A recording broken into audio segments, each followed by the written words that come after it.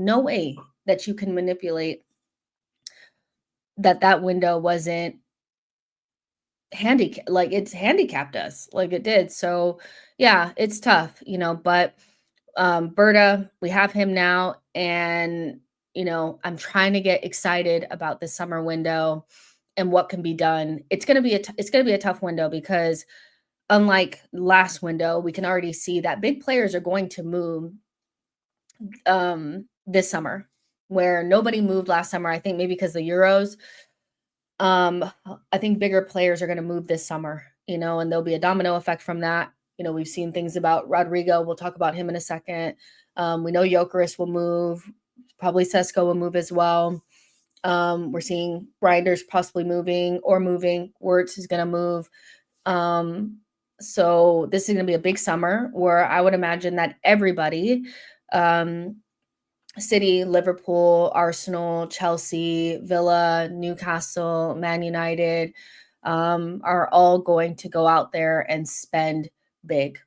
It's just a matter of who is going to get the right players to fit their system and get it going and get running, because we've seen people have big windows before and it hasn't quite worked out, but we will need to have a massive window. There's no way around it. We have to have a massive window. I saw earlier from Sky Sports that they were kind of talking about Arteta was going to have 100 million to spend, more than 100 million to spend. And I just thought, 100 million, I know that they're saying he's going to have more than that. But a lot of times when you say they're going to have more than blank, the number is kind of around there. And I just wonder if it's like 150 million that we have on hand and that everything else that he said is going to come from sales. This is where Berta is going to have to make big decisions and also tell Mikel no. I think if we have around 150 million to spend on hand, there's really no way you can go out there and put 20 something million on a backup goalkeeper.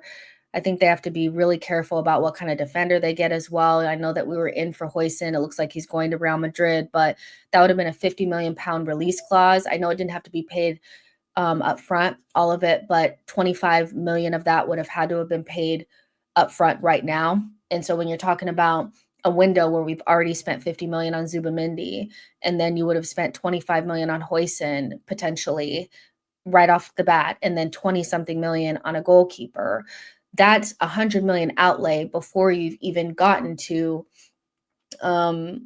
anything up front. That is 100 million of supposed budget, before you even get to the striker or the winger. So that's problematic, and I see that there's, reports out there about Berta and Arteta not being on the same page about certain things, about the goalkeeper and about it's the goalkeeper and the striker that they're not on the same page about. And I think that that's a good thing. I don't think the last thing that we need is a yes man. We don't need anybody that's going to say, yeah, Mikel, I'm going to get you the backup goalkeeper, and then I'm going to spend 50 million on a center back, and we're only going to have 50 million left on maybe one thing, So yeah, I think they're going to Arteta's going to have to bend a little bit and maybe not get some of the things that he wants further back in order for us to get what we need going forward. Because I think we can all agree, everybody in the comment section, that we desperately need at least 2 attack-minded players, a winger and a striker, and maybe even attacking midfielders. So we need to be serious, 110%, Boy says, is it enough to sell Kiwior and Zinchenko and Trossard Martinelli to get all of our targets, or do we have to humor selling Magalhaes for big cash to get targets or lose the fewest assets?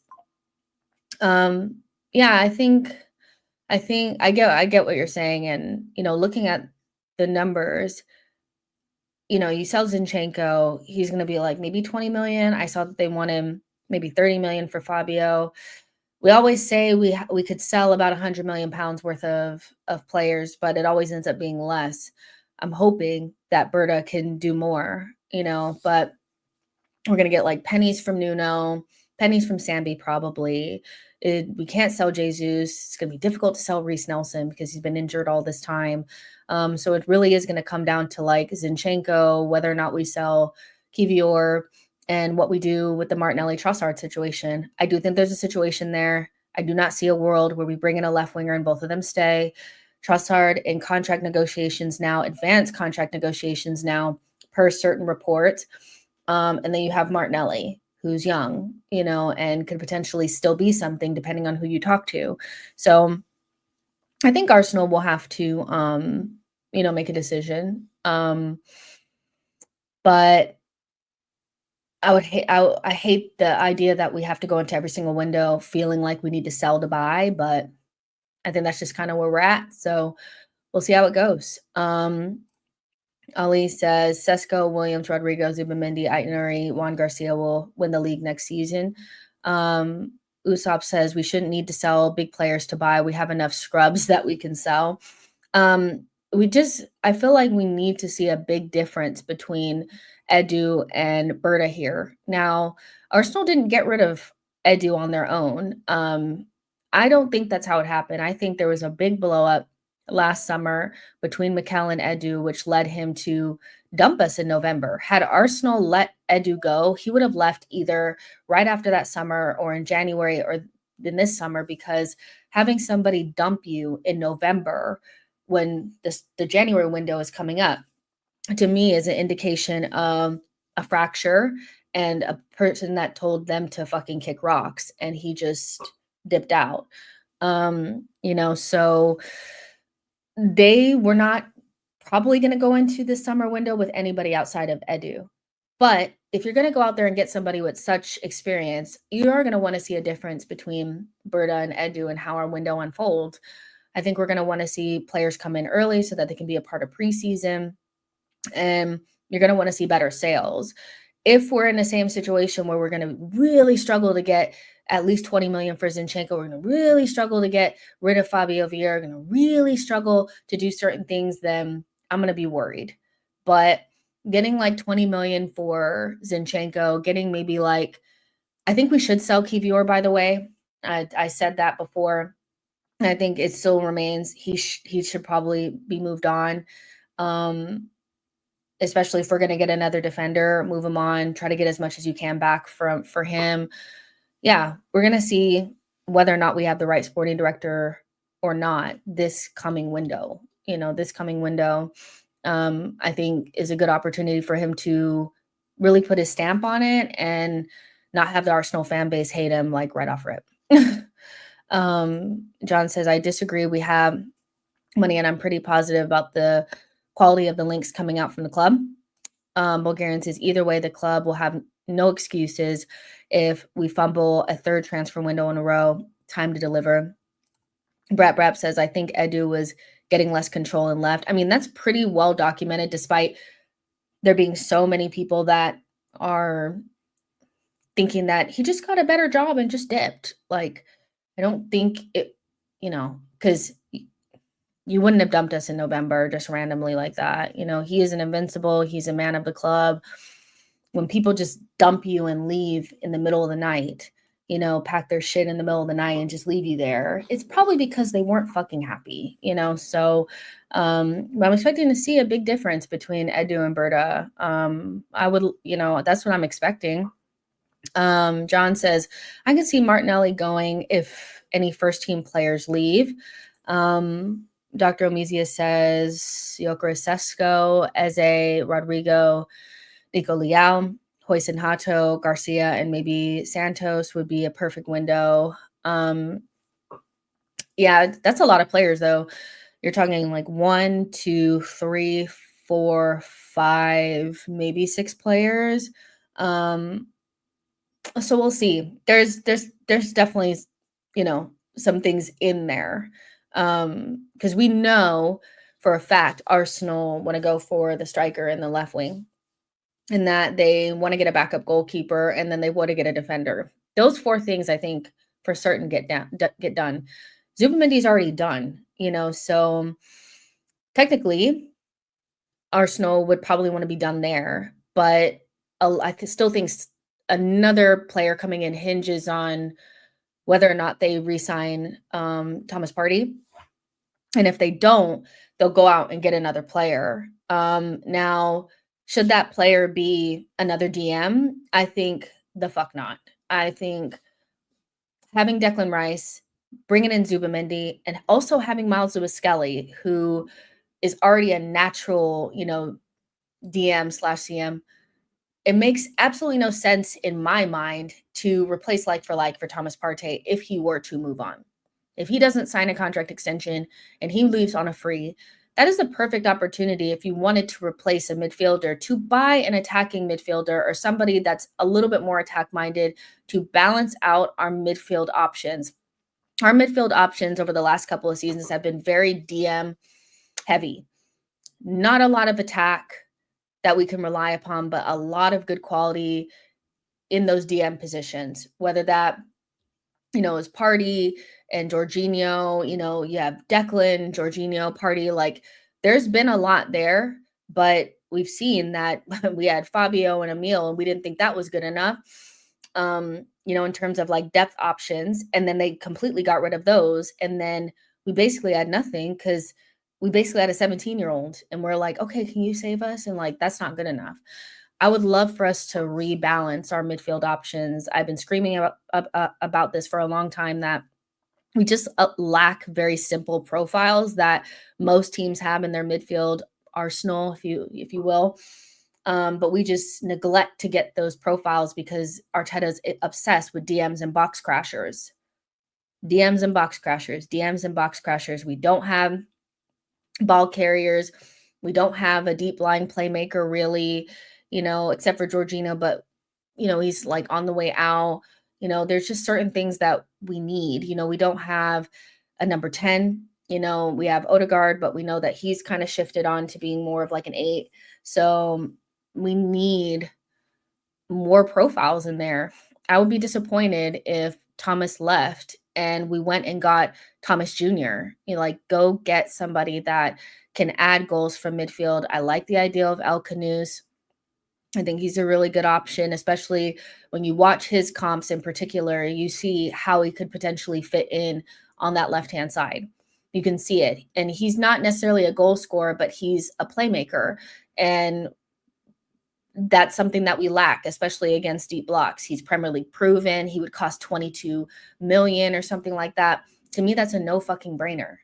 To me, that's a no fucking brainer. There's no reason why you cannot bring in somebody like El Canus to supplement Odegaard and also bring in something that we've been missing for a long time.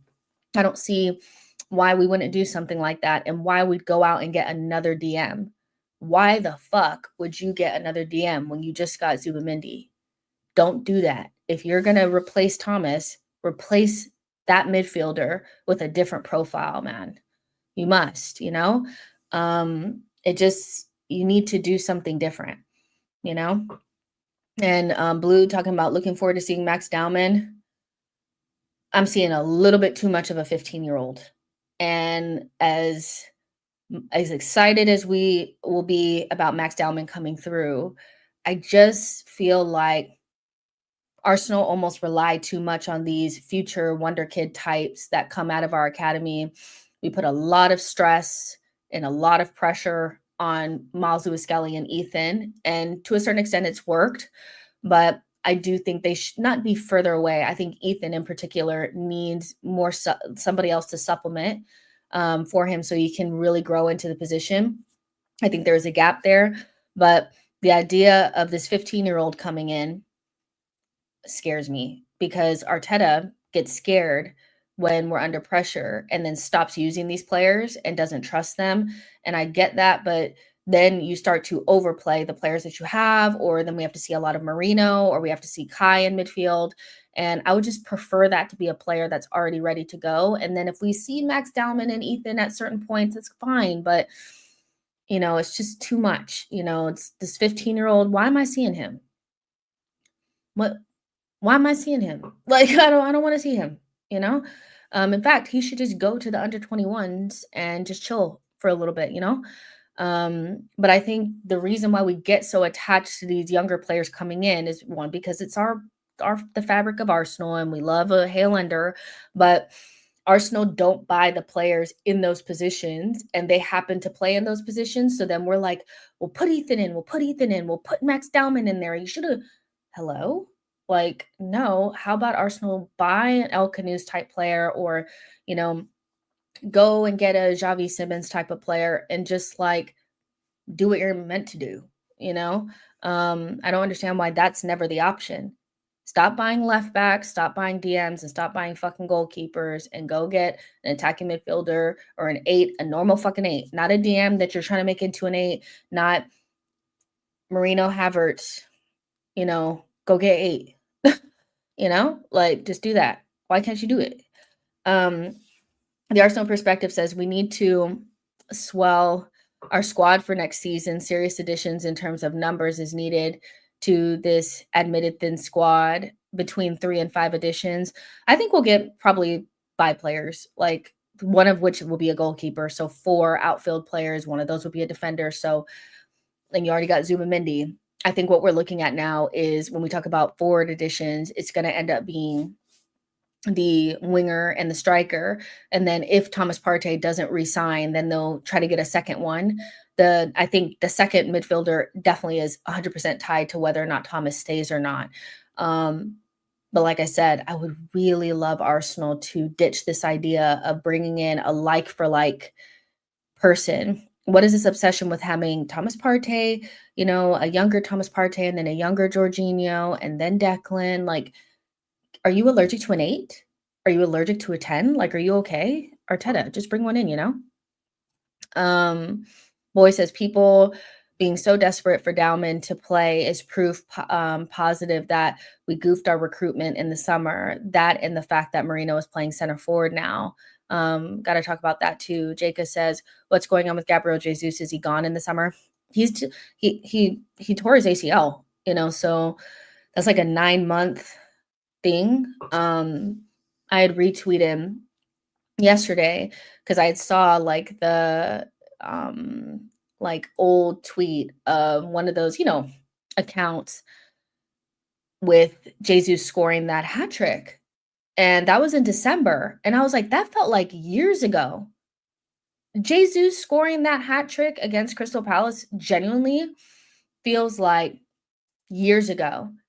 And he got injured like after that. So it was maybe like January when he got injured.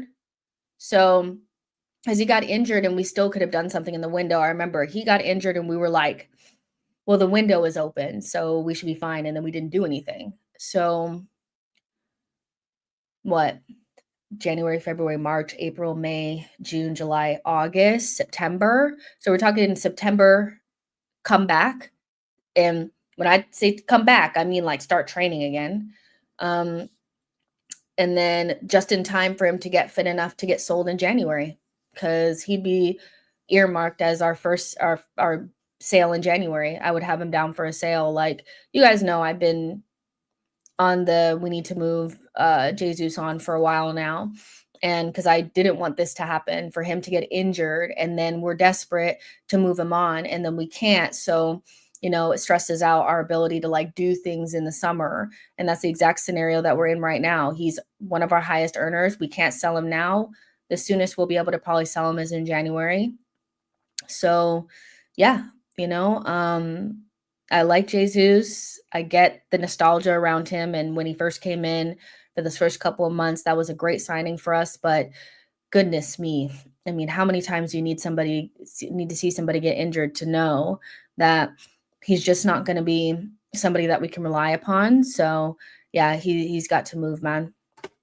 He's got to move, but it probably won't be until January. So don't expect to, but I am not looking forward to, as soon as people start seeing him train, that they'll start talking about, but he would be good for Champions League. No, he'll be good for that January sale, baby. That's what we need to do. The Arsenal perspective says El Canoes from Leicester should be an easy deal to make. I mean, we should get that done. Like, I really don't see why we wouldn't.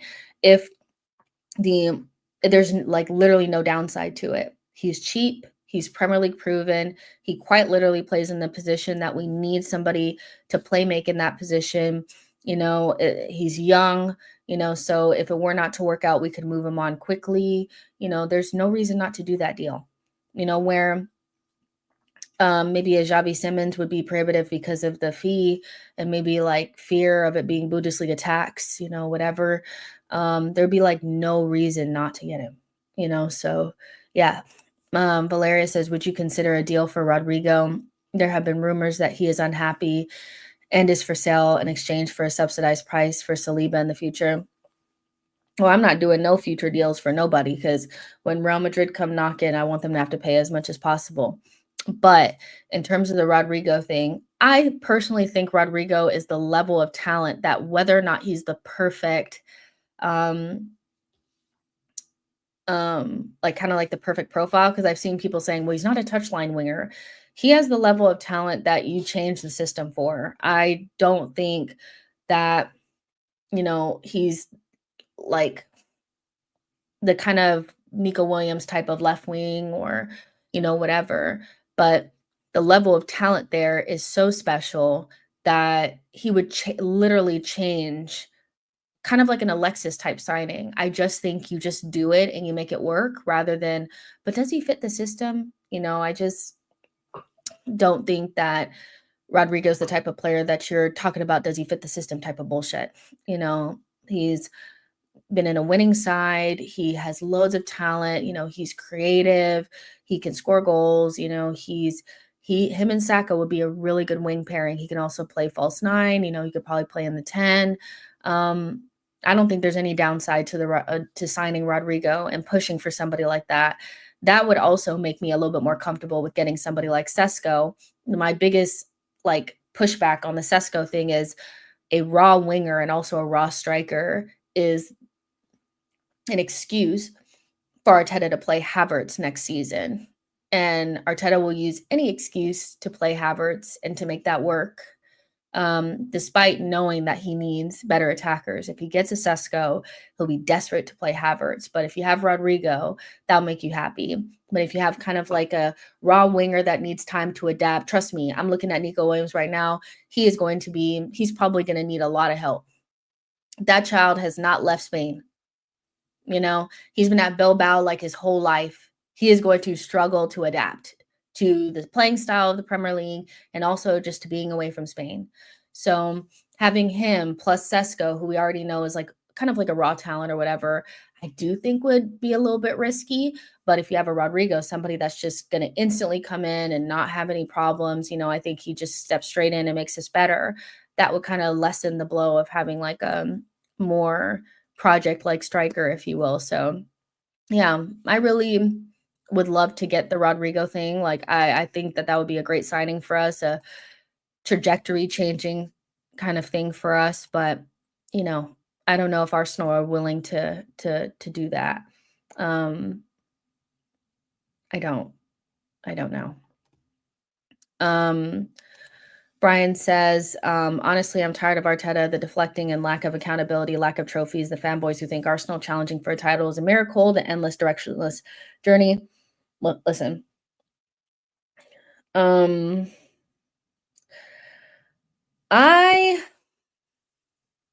As somebody that's been Arteta out in the past and tried to be patient and whatever, I'm concerned about our ability to get over the line with this particular manager. Very concerned because we've had the opportunities to do so and we haven't been able to do it. And the consistent falling apart at the end of the season, there's been smaller falling aparts and then there's been bigger ones. I think this is definitely the second worst collapse at the end of the season that we've had under Mikel. In both seasons, we had very real and tangible opportunities to win things.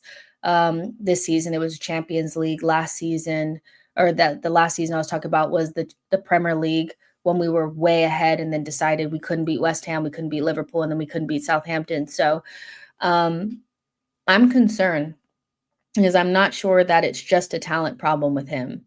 And that's why I'm desperate for us to get the players in, so there is no excuse. If he cannot win it or win something with the striker and the winger, then we really don't have anything else to discuss, when it comes to Mikel. Um, he's also a little like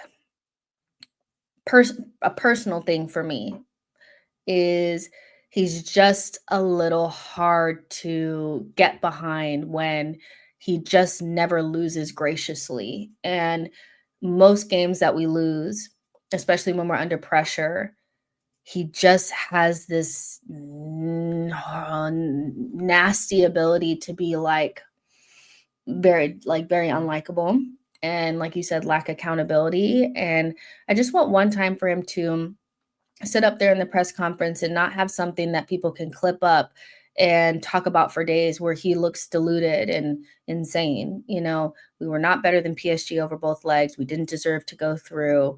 Um, every time we lose, it can't be about the refs or whatever. Sometimes we're just not good enough.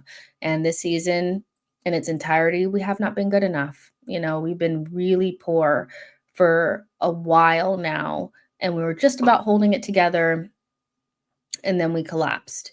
Um, I don't know what to say about Mikel. I really don't. I don't know. I don't know. I like him kind of, but at the same time, like I have a hard time really getting behind him because he's a little unlikable in some ways, and he doesn't play good football. He's stiff, and he puts a lot of emphasis on the data and doesn't do anything in terms of like what football is really supposed to be about, which is like you use data and all that kind of stuff, but what about just playing good football and having a bit of fun?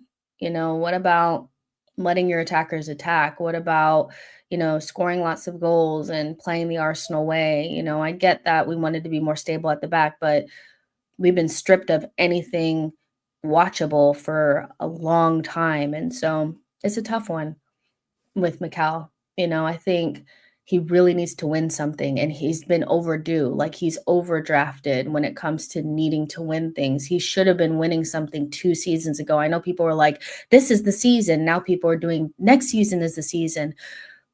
2 seasons ago, he should have been winning something, in my opinion, because you have 4 opportunities to win something. When I said that, you know, the way that we go out of the cups is really disappointing. And people were sitting up on their high horses, doing up like, yeah, but we're going for the Premier League. I'm so sorry, but we are very unlikely to win the Premier League for quite a few reasons. So if you have a good opportunity, especially this past season, to win the Carabao Cup, you should have really tried to win that cup. I know it's just the Carabao, but we're so bad in the FA Cup all of a sudden. Win something, break the duct, But this high and mighty, we're going after the Champions League, we're going after the Premier League, but we're not really. It's so fucking annoying. It's annoying.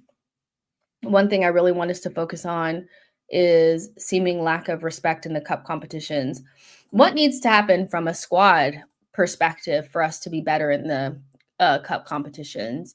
Is it just the fact that our second tier team is not good enough? Or, because we weren't playing our second tier team against Man United when we went out sad at home. We weren't playing a second tier team when we played against Newcastle and went out sad. So is it just a squad thing? Like, is it a mentality thing? Like, what is it? You know?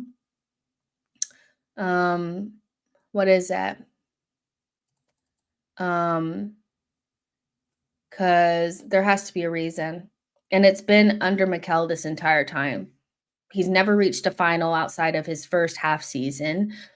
We go out sad almost every single season within like a very short period of time because, there's like a period of time where we start playing the knockouts.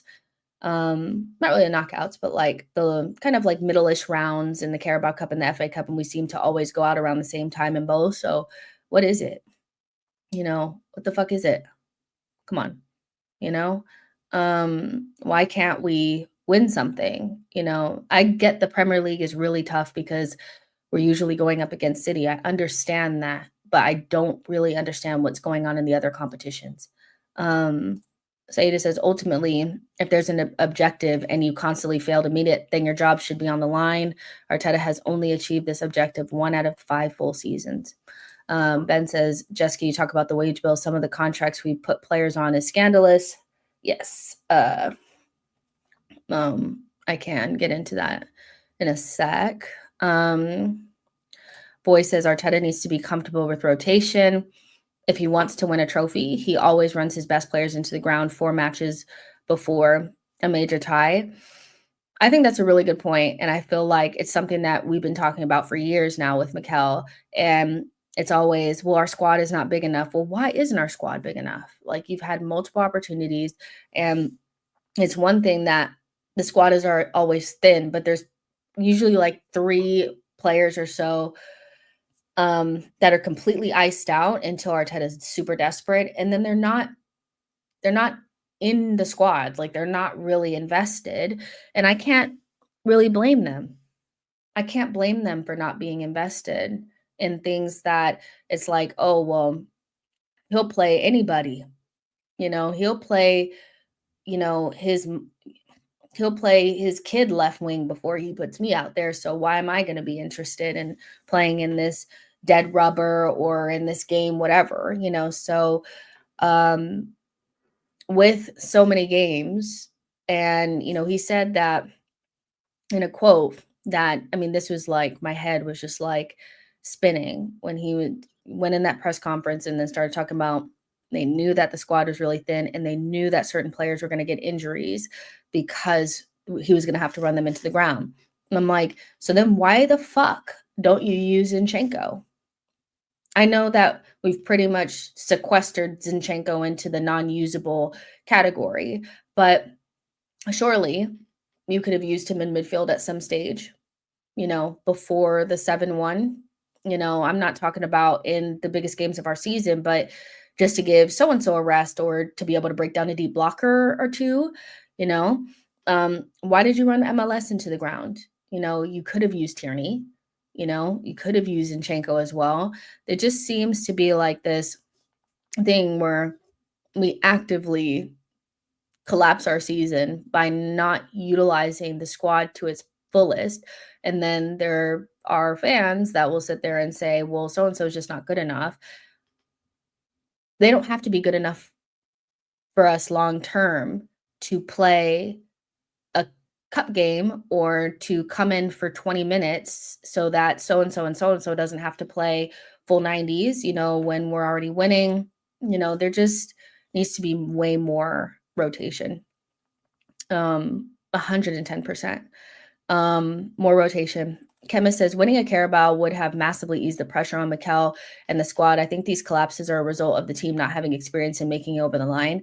And my whole argument for winning a Carabao Cup wasn't necessarily for Mikel. It was more for the players so that they could feel what it feels like to, like you said, get over the line and relieve that pressure of knowing that they've done it together before.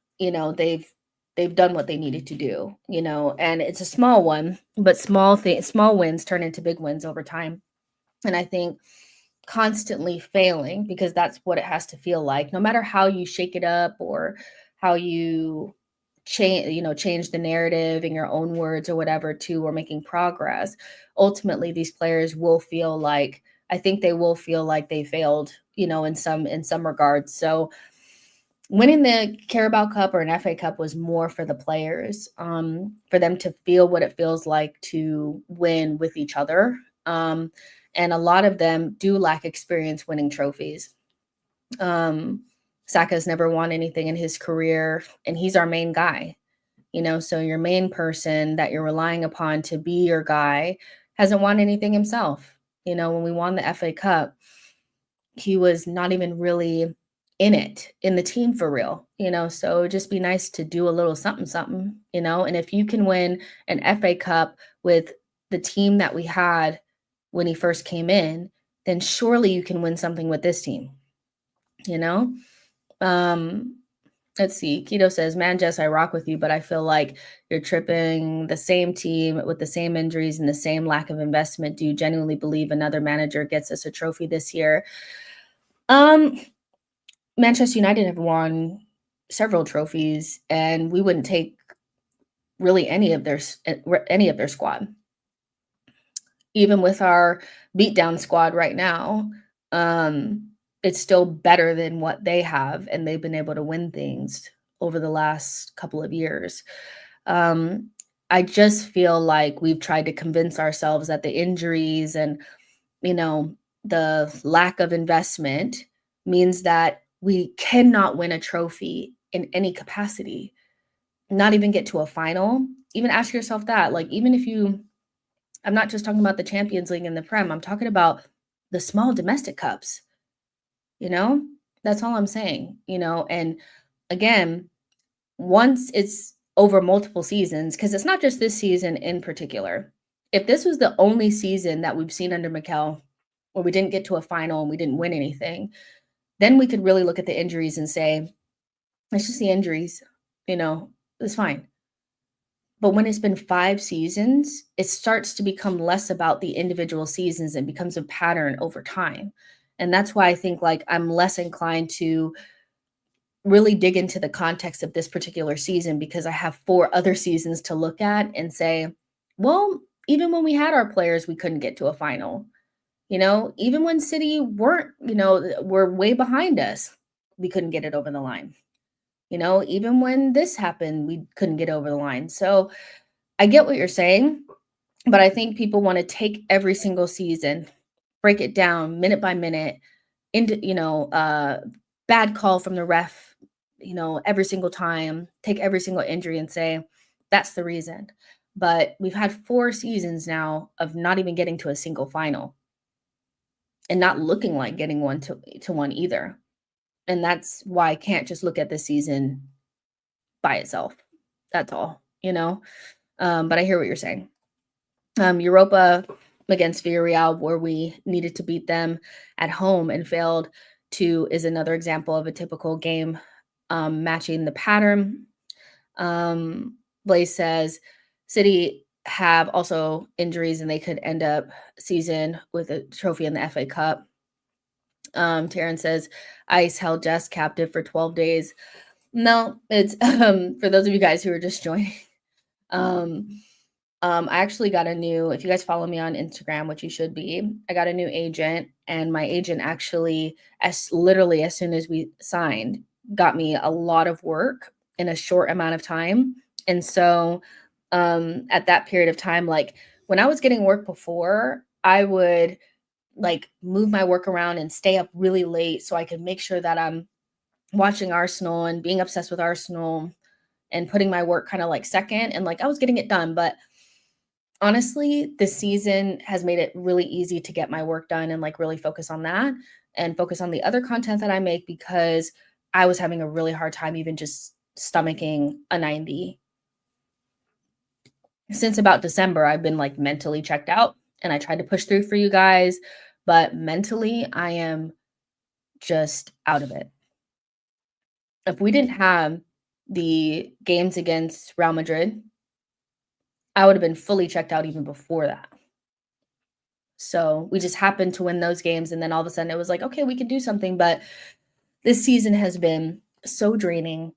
And it's not even just this season, it's the fatigue over the last 3 seasons, or even 4, ever since we didn't make top 4, where personally, I'm just like, I'm not even really watching the games fully. Watch the highlights, maybe watch the first 20 minutes to see how we're playing, but it's the same story. I was in Vegas with my family and we went to Topgolf and we had them put the Crystal Palace game on the screen for us to watch.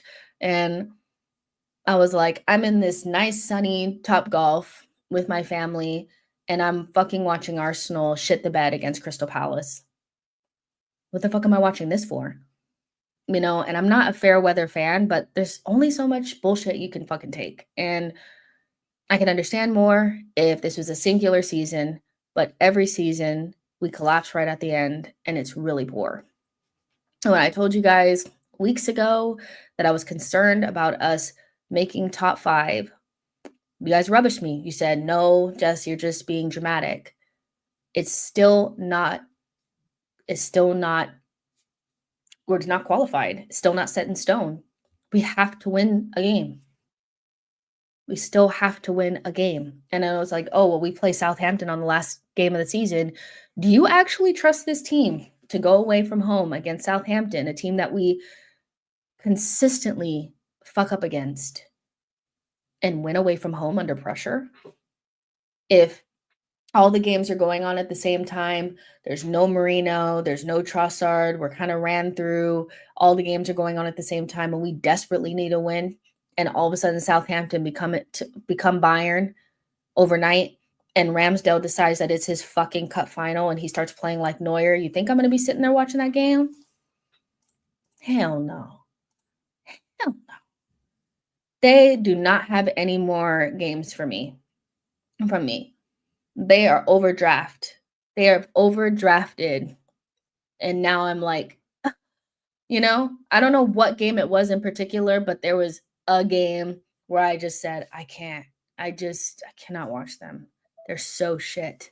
And it's just I hate thinking about them like that because I love this team, but it's the constant having all these fucking chances, not scoring, and then them running down and scoring on the first time that they get it's I'll see you guys next year. Fuck, you know? Marco says might have been the West Ham game. That was definitely one of them. Josh says I'm skipping the Newcastle game for sure. I need my sanity. They're so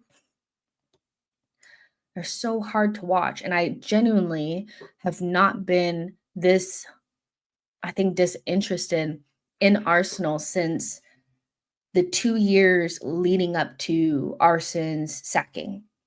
That was the last time that I wasn't watching games in their entirety. Ever since then, I've watched every single game, minute 1 to minute 90, no matter what was happening, unless, I just could not. But during those last 2 years, I was like, I can't do it. It's too dark. It's too dark. It's getting dark. It's getting dark. It's dark. It's getting dark. And you know what? The game against Liverpool, the only reason why I watched the beginning of that game was because I was at my parents' hanging out with my mom for Mother's Day, and she wanted to watch it, and I said, "I'll watch it as long as we're not collapsing." And we started collapsing right away. And I think I did turn it off after the second goal. I was like, "I can't do it." If you know what also too, them, because everybody, actually saw people online saying the second half was exciting and we played well. I didn't see it. But the fact that they could play so poorly in the first half and have like zero standards and then turn around and be so much better in the second half, I get it. It's like, well, I'm so happy that the lads turned it around, but you didn't win. You still need a win to qualify for Champions League. You bent over in the first 20 minutes and were just had zero standards. Why couldn't you just play like that from the beginning? Why? Why couldn't you just play like that from the beginning? I don't understand what's going on with y'all. Um, and at any given time, we have maybe 1 or 2 players that are playing out of their skin, but the other 8 are just kind of like sleepwalking. And it's just like, I can't. And you know what? I do feel bad for some of the players because I do think some of the players have been let down by the board and other players that just have not been engaged whatsoever for whatever reason. And they don't deserve to be in this situation, but they are. And it just is what it is. The season has been a nightmare, you know, a long nightmare. I was like, I can't. And I love this team. Don't get me wrong. I don't hate the team. I love them to death, but I need to put me first, Lucius. I need to think about me and my sanity. I was losing my fucking mind. The Arsenal perspective says I've seen the reverse of the LFC performance with many of our draws this season. Decent start, and then the capitulation at the end. Let's see. Blaze says, Jess, we owe you an apology because you said even before or after the Spurs away game that you could see you could end the season trophyless again. You were right. I don't think it's that big of like a prediction that will be trophyless. I think people that were saying that they felt like we could win something, it was coming from a more of a hopeful place. If you watched this from the very beginning of the season, I do not think that you could have really believed deep down in your gut, in your heart for real, that we were going to win something. Because teams that win things, they look like they're going to win things, at least when they're in that competition, So, and the only time I felt like we could possibly win something was those 2 Real Madrid games. Those are probably the only 2 times that I felt like Arsenal could win something this season. I still felt like it was a small chance, but the rest of the time, child, I was like, the fuck y'all watching? Because I'm watching the craziest shit right now. Like, I am watching a team that looks dead, and I've seen us play poorly and I've seen us look off, but we've been like poor. And yeah. Shamari says, to be fair, the club said the season is over when they decided not to get anyone in January. I've been to Kazum, mind you, when you go to Kazum to watch Arsenal play, most of the time you're going to be there either at 6 o'clock in the morning or 9 because our games are so fucking early. 6, 7, 9, whatever. So I get my black ass up, to excuse my language, but early as fuck to go down to Kazum to watch this team play. And I've been 3 times and I haven't seen a win. I haven't seen a win. Not one time. I watched the Aston Villa game there. I watched the Fulham game there. And I watched another game there where we did not win. And I was like, is it Kazum? Maybe should I stop going there? Shit, because hello? Like, why can't we win a damn game? This is insane right now. I'm still doing overall football content, yes. I just did a campaign for Club World Cup, which I am excited about because we are not in it. So it could just be, just neutral. And we also don't have to worry about any of our players getting injured. Because I also don't think we're linked to anyone that's in the Club World Cup either. So no Leipzig, no Sporting, no Espanyol, their asses aren't in it. I'm trying to think. No Ajax. Yeah, most of the team, like, we don't even have players that we're linked to that are going to be in that tournament. So as of now, the good thing about that is that we don't have to worry about injuries. We don't have to worry about the injuries. We don't have to worry about our players. You know what I mean? So, yeah, I think I'm excited about that. I did some NWSL stuff. So, and then I still do semi-daily content about football culture and things like that. So, yeah. Under Arteta's reign, we've only ended the season once, which was last season. And even then, we didn't win anything. Why are we always crumbling? Ask Mikel. This is why I'm concerned, because not finishing strong can't just be because you don't have a striker. Do you see what I'm saying? Like, not finishing strong at the end of a season and always crumbling, because the kind of teams that we lose to as well, it's not like we can't beat them even without a striker. We're talking about not being able to beat Villa. We're talking about not being able to beat West Ham. We're talking about not being able to beat Brighton. We're not able to beat Brentford. We're not able to beat Bournemouth. We're not able to beat anyone, so that cannot be just because you don't have a striker. That has to be something more deep rooted. I know Gabriel's a huge miss, but you still, for most of those games, had Timber, Saliba, Kivior, and Miles Lewis-Skelly. One person missing at the back cannot collapse everything. You've also had Odegaard, Rice, and Partey, your first choice midfield. And for a lot of these games towards the end, you've had Saka. You've also had Martinelli. You've also had Trossard. As many injuries as we've had, I do not see a reason why we couldn't have won one fucking game against any of those teams. Why, once we start getting to the end of the season, Do we just start to lose our standards? What is that? That cannot be just not having a striker. But I'm not here to psychoanalyze these people because I need to psychoanalyze myself. I need therapy. They've put me into therapy. They're getting a fucking bill. Um, Duddy Biggs, thank you so much for your super chat, says just the sexuals will not put any failure on him and they will say Berta did not get him the players he wanted. I'm certain no Big Six would have a 5-year trophyless manager. Be excited, guys. He definitely would have been sacked anywhere else. And Conrad says Arteta's the problem. The style of play is dry and slow. Hasn't rotated properly in the last 3 years and wasted money on left backs, eights, and goalkeepers. And, you know, the fans are what they are. You know, I think the fans either they have lower standards because we were so dog shit for so long that they're just happy to be in the conversation, or they're too young to remember what good Arsenal teams are like. So they take kind of like the crumbs that Arteta gives them, or they just become apathetic. And I think that combination means that the fans will never come together to like try to make real change and force things. And I also think people are traumatized from what happened with Wenger.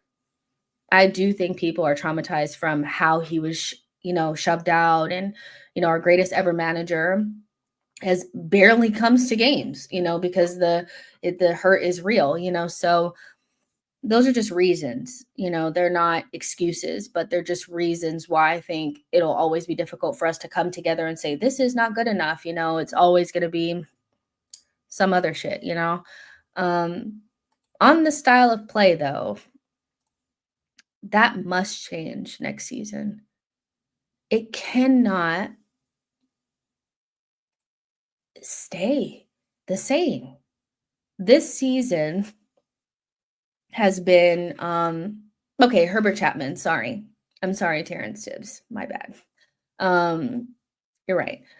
But I think the style of play is something that at the very least needs to change. I every time somebody looks at like a Gyökeres and they're like, yeah, but we'll have to change our style of play to suit him. Good. I want that. I don't want to play this way anymore. I'm not saying I want to not be defensively solid anymore, you know. Oh no. Oh, okay. I saw something scary about Awani. He was placed into an induced coma and is receiving intensive care following his urgent surgery, but he's okay. That's what they're saying. But um, the style of play has to change. Are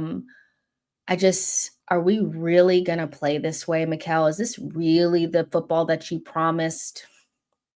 You know, you said you wanted to have the ball, you wanted to attack. You know, come on, man. That's what you said. And now we're playing. Arsenal this season have been synonymous with anti-football. And since I've been an Arsenal fan, we have never been accused of playing terrible shit football. And I know that that's not the only thing that matters. Winning matters, but when you're not winning and you're playing like seriously some of the worst football in the league, but something's got to give. I mean, at the very least, if we were at least like allowing our attackers to have fun, maybe they'd score more. I just think this idea that we have to suffer so much and die for it and die for the one rank ass goal that we get and suffer and defend for our lives. And, you know, if we go down a man, that means we have to be locked into our box, back against the wall. Rest. Can we not have 90 minutes of football that doesn't make my eyes hurt? You know, where we have more than one chance in the game once, you know, because I just feel like the better football that we play under Mikel, the closer we are to where we want to be. I didn't think our style of play was a problem when we were scoring goals and playing free flowing. I thought we just needed a couple of pieces. Now we need those pieces and more pieces and a changed style of play. This is not This style of play is not going to make us win. I don't even think if you put a striker in it, that means that we win the league. I don't see it that simply. We need to create more chances. We need to be more dominant, and we need to not play so conservatively and risk adverse, you know? Here to there says draws playing not to lose, don't win leagues. Exactly. I feel like any good team, they may play variations of good football, meaning attacking football. And some teams are really flexible and can kind of have many different faces. Like to me, Inter is a many different faces team. They can get defensive and they can also be free flowing. But for the most part, they score loads of goals, they create lots of chances, and they put their attackers in good positions to do what they do best. You don't see their attackers are not struggling. You know, they're not, you know, just struggling for that one chance. They have multiple chances and they look like they're playing a style that suits them. Um, you saw two very conflicting styles with the Inter and Barcelona games, and to me, those are the best Champions League matches that I've seen in a long time. Um, but where Barcelona were very much like individual flair and attacking football high line, Inter were very kind of industrious, but never to the state where we are industrious. When we talk about being industrious, that means we are going without any food, any water. We are back there fighting for our lives.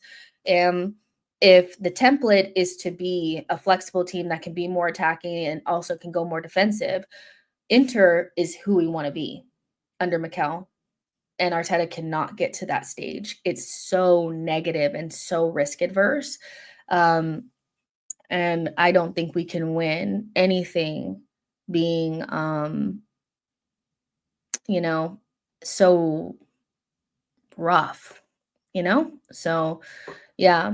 Let's see. Terrence says double fullbacks is not needed. Kimberly says overcoaching core. Recent example, Partey and Trossard disaster class against Liverpool on Sunday.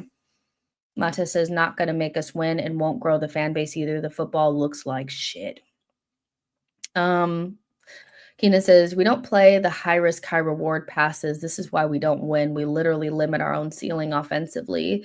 Do you think the fan base can handle playing a more high risk type of football though? Because what I've seen creep into the fan base is anytime somebody tries something a little risky and loses the ball or the pass doesn't make it, they start clutching their pearls and getting upset because somebody tried something. If you play more high risk, high reward football, there needs to be an acceptance that there's going to be times where you're vulnerable. And we had that 2 years ago. The main difference though was that we didn't have Timber and we didn't have Raya. No offense to Ben, but I think we're more, and we also didn't have Zinchenko.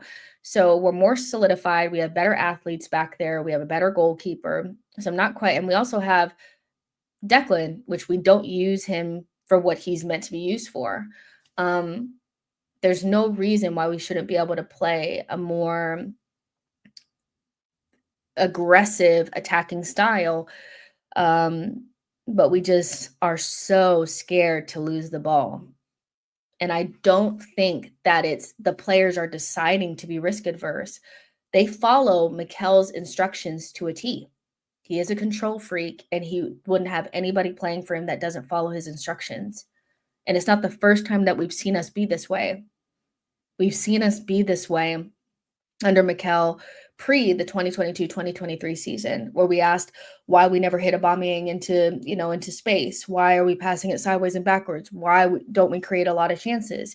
And we had that one season where we just really let go and we started playing more attacking football and we looked really good. And then he just disbanded from it, you know?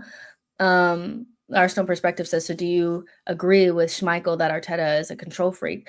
I don't know why sometimes when we hear, like sometimes it's right message, wrong messenger. I feel like you don't want to hear anything from somebody that is on those channels that's not an Arsenal fan. Even if they are an Arsenal fan, our fans have no room for honesty, even if it comes from somebody that you don't like.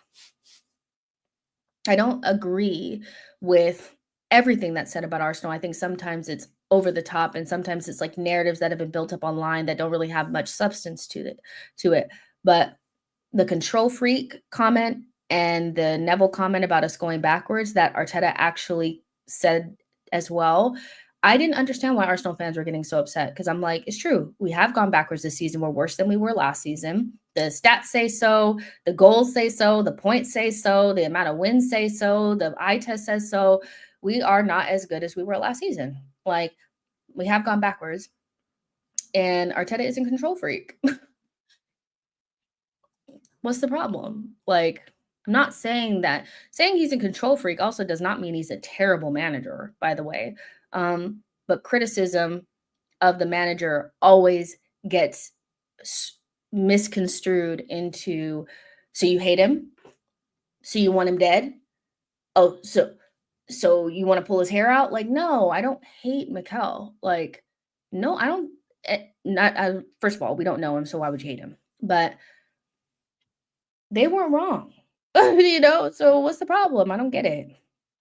We just need to be a little bit more, there needs to be fun and like breathed into this team. They need life again. They need to feel something. Football is a game of heart and soul and fun and entertainment. It always has been. And so, yes, we've introduced data, and then there's been managers like Pep that's come in that have kind of got the equation down to a T how to win and stripped away some of the flair and fun. But Pep has never stripped it down to the point where he didn't have any creativity and no goal scorers, and also where he doesn't let his players do fun things every once in a while. Arteta doesn't let anybody have any fun. He doesn't let anybody, take a bad touch or try anything, anything. It's very straightforward, and he has the numbers down to a T where he's like, if we get the ball to Saka at least 20 times a game, it is guaranteed that we'll score at least one goal. If we get a corner 4 or 5 times a game, we're guaranteed to score at least one of those. If we get a throw in at this point, we will score at least one goal here. He has it so down to a science that he's so focused on the numbers that he's taken all the other shit away. And I want that other shit back. I want that old thing back, not the calamity at the back, but at least the fun football a little bit. Omar says, I want to know what would happen to Onyeri and Dowman into the next season. I don't know. I don't know what their role is going to be. Ivy says, good to have you back, Jess.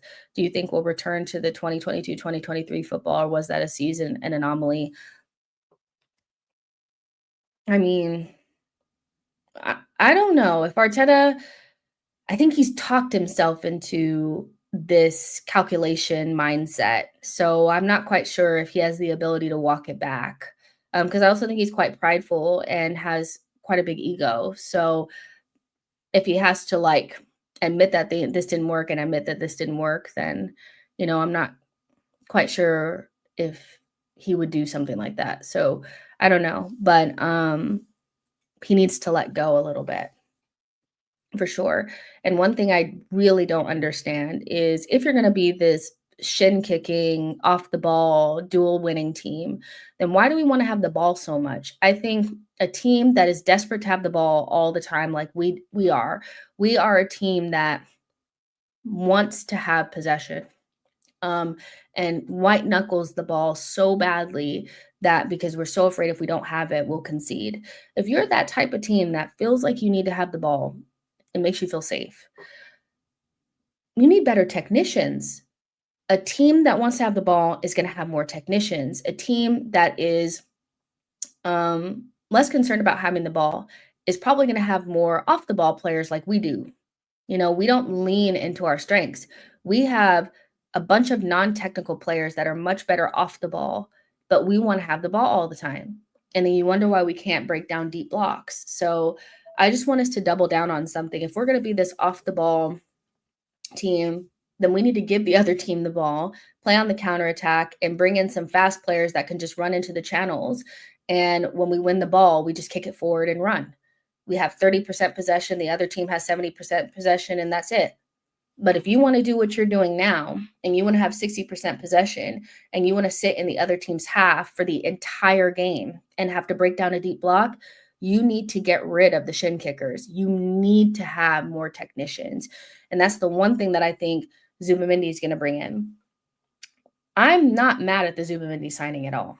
The more research I do on it, the more I watch of him, the more I think that although he's playing in a poorish Sociedad side and he's not quite sparkling the way he did two seasons ago, he is going to bring a certain level of technical ability to the midfield and also relieve Odegaard of this deeper role that he's playing in.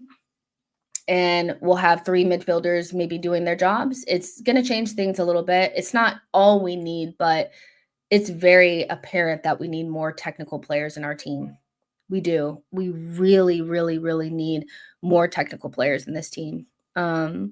Even much so, if we get any sort of defender, especially if it's a left back, I'd prefer it to be somebody more like Ait Nuri instead of somebody like Hato. We don't need another Hato. We don't.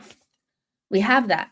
Miles Lewis-Skelly is more technical than a Hato would be, but we have players that are more like the shutdown defensive player that are more center backy. I don't want that. If you are going to bring in another left back, can they please be different than what the fuck we got already?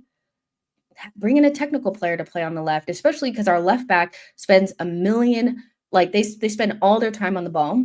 Our attacks come from our left back. We're always inverting on that side. Bring in somebody that's comfortable in midfield. If you have to bring somebody in, I prefer us not, but we need more technicians badly, Ange is a terrible manager, is in the final. Arteta is not. Johnny says, I think Arteta overestimates their imagination. He set them up perfectly for them to create in front of the box, but they are not imaginative at all. If we buy imaginative this summer, we are set. I disagree with this because we didn't have these problems 2 years ago, and these are the exact same players.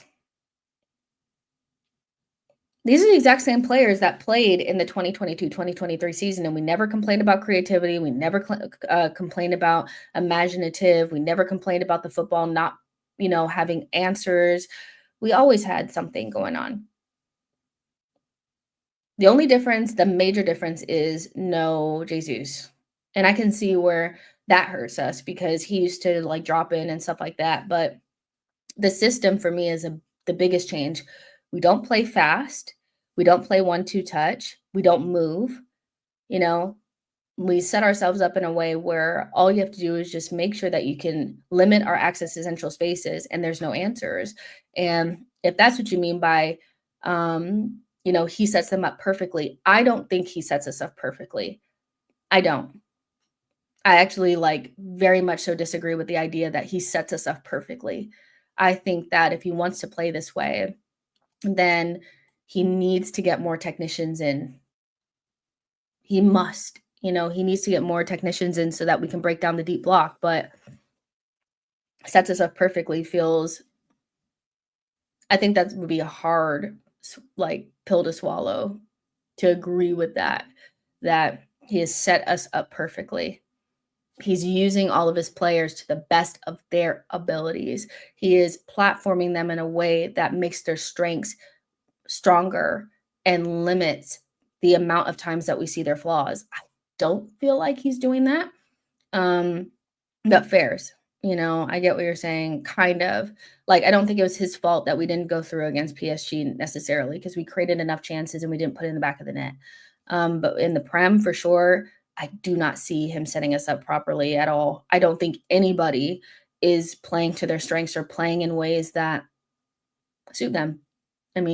Martinelli rarely gets central. Saka is another player that, he is so good that he can I want to see Saka with a different type of manager because he has to do it Southgate and Arteta, or he's had to deal with Southgate and Arteta. But Saka is a player that looks good no matter what, but I'd love to see him in a freer role. Rice in this left 8 to me still isn't the best of his ability, setting him up for success, but fair enough, So yeah. Let's see. David says propaganda can be used both ways for good and bad. Wouldn't surprise me if Man United owners made themselves look bad. In this case, only make Amorim look good when he bought staff members tickets. You mean that they put that out there that he bought the tickets for the staff to make him look better because he's under pressure? Is that what you mean? Because I think I kind of heard about that. So yeah, Boy says, think we have a higher ceiling moving MLS to DM. Him, Zubamendi, Rice rotating in the midfield with each other through the season will reduce so much of the load on the players. What do you think the odds are of MLS playing in midfield next season? Like at all? I wonder because we always think that there's going to be this certain trajectory for players, and then he's like, "No, you're a left back now." So, like case in point, Zinchenko has been pretty much basically not been an option in midfield at all for Mikel in his tenure until we had literally nothing else at all. But I don't think any other manager would have utilized the squad that way, so I'm not sure if I really believe he's going to play him in midfield next season. Arteta has a very clear idea of what his midfielders look like, so we'll see. But I think any other manager would use MLS in midfield. I think they would have used Zinchenko in midfield. I think they would have played Martinelli at center forward as well and tried him there. So we know how Arteta is. This is coming from SAMC reports. I don't know how reliable he is, but Rodrigo is viewed as a potential market opportunity. Discussions are ongoing regarding the possibility. Interest in Gyökeres is genuine, but any deal is expected to be complex and drawn out, and the club maintains strong interest in Antoine Semenyo. Lord. Y'all know I don't want Semenyo at the club, so I don't think he's anywhere near the level that we need. I think teams that are kind of right around the European spots would love somebody like Semenyo, but I feel like any club that's trying to win the league would not bring him in, not with the options that are available on the market.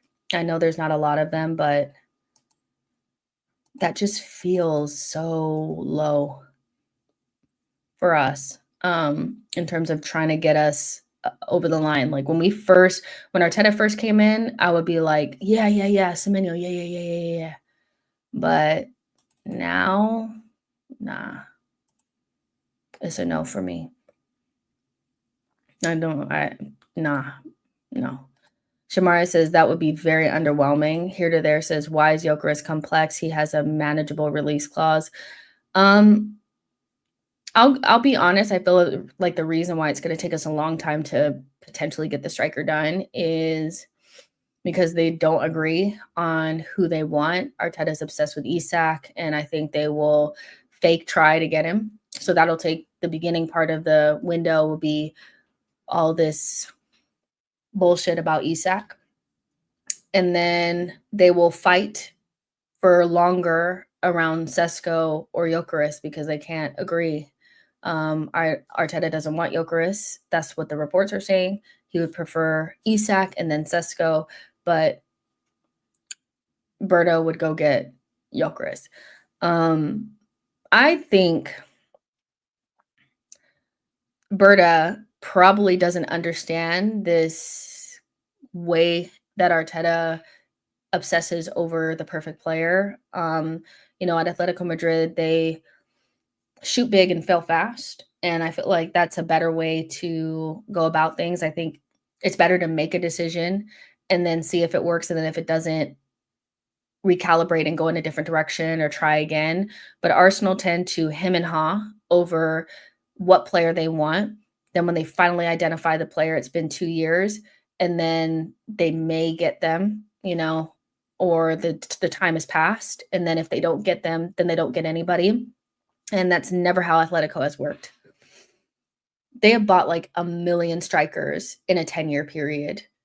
They never don't have strikers, like, they're always buying them, and even when they fuck up and buy João Felix, it doesn't mean that they don't buy anything the next summer.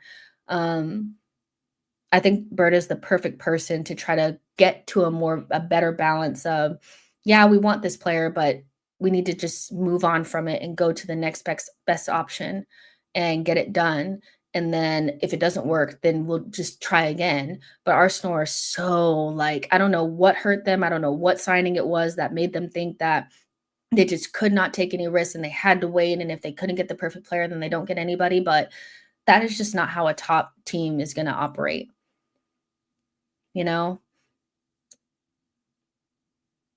You know what I mean? So, yeah, the Arsenal perspective says, "Imagine dithering for 2 years and 8 trophy chances only to miss out on your target. Berta ball, please bang." I mean, Isak is not coming to Arsenal, so the fact that we're still talking about him is fucking insane. It is it's insane. I still see people saying, "That's my preference." That would be everyone's preference.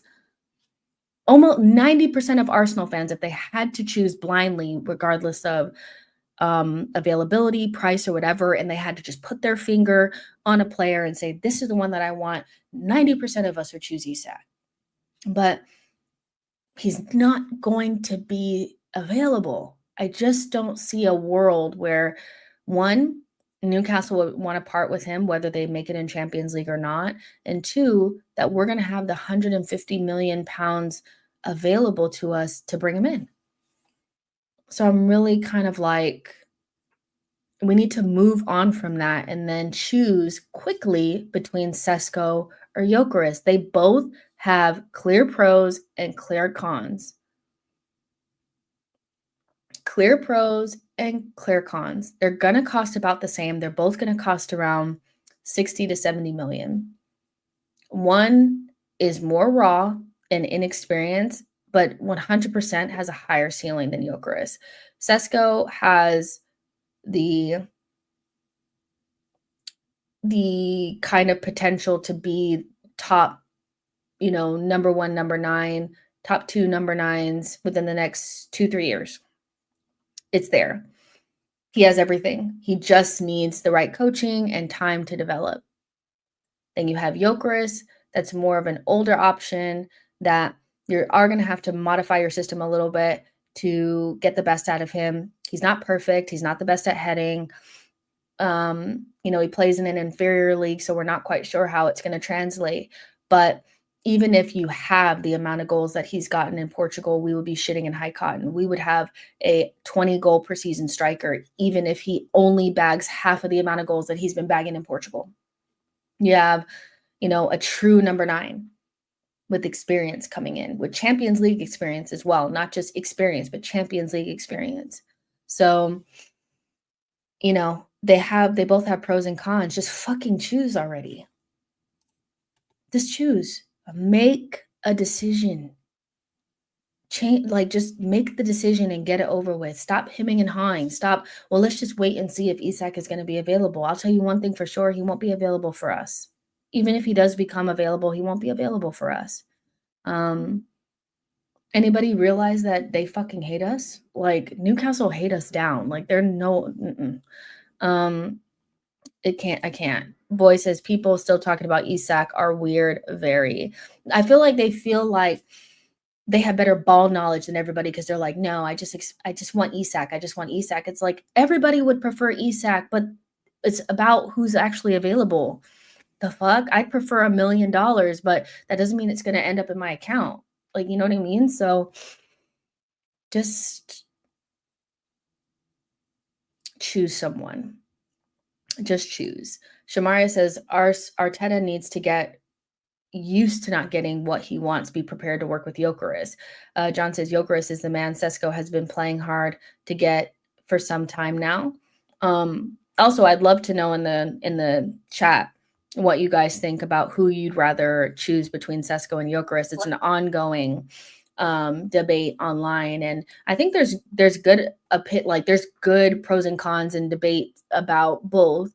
But I also feel like Marino and Havertz aren't really the same type of player, but both of them have been able to score a decent amount of goals for Arsenal out of position playing number 9. So my feeling is that kind of no matter who goes up there, we're going to score more goals. Like, do you see what I'm saying? So I don't know if we need to be um so like scared that it's going to be the wrong person. We just need a number 9 badly, you know? Um Let's see. O'Malley says, I don't care either one. I just want a better left wing. I know Islington better than you. You guys are talking to each other, I think. Devel says Gyökeres only because with Sesko fans have excuses of him being a project striker. Seda says a couple of years ago, fans barely cared about strikers' overall game. As long as they did their main job, which is scoring goals, everything in football has been overcomplicated now. And you know what? Like, when I think about Atletico Madrid and how I do feel like if we were not in for him and Berta was still at Atletico, they would get him. They've had, under Simeone, they've had like a million different types of strikers. When you really deep it, they've had like at least 5 or 6 different types of strikers. None of them were particularly the same. You know, Julian Alvarez is not the same as Morata. You know, Morata is not the same as Suarez, but they've kind of always still been in and amongst it and have won trophies in the meantime. So I think feeling like if you don't get this exact player that you cannot play your game is more of a failing on the system and the manager than recruitment. We need to be more flexible. We need to be more flexible. We need to be able to get different types of strikers and it still work. But right, we are kind of the system is kind of built around the specific characteristics of certain players, and if that player is not there, it doesn't work. I'm not sure that that's a good system. So I would Arteta has to be able to work with something different, you know. Being an Arsenal fan and a Lakers fan is so painful. Both squads have arrogant and stubborn guys running the show.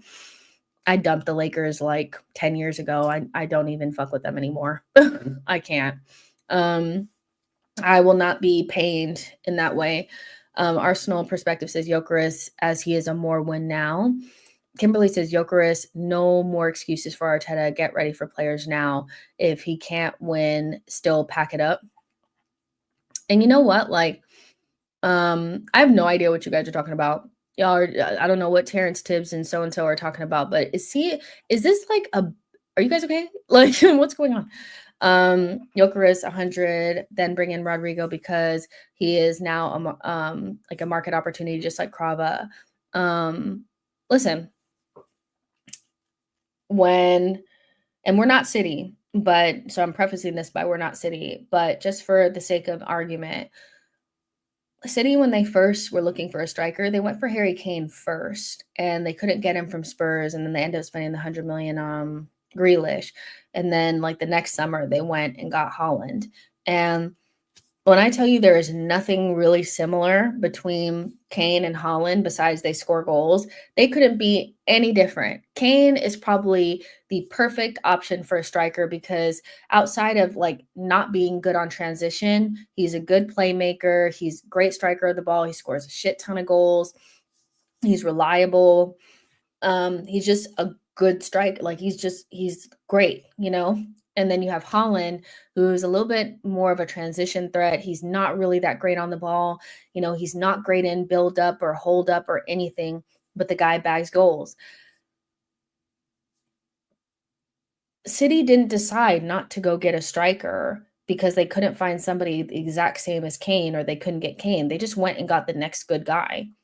And they made it work. And yes, at the beginning of the season, you know, where Holland was there was conversations about their lack of fluidity and does he make them worse, but then they turn around and want to trouble.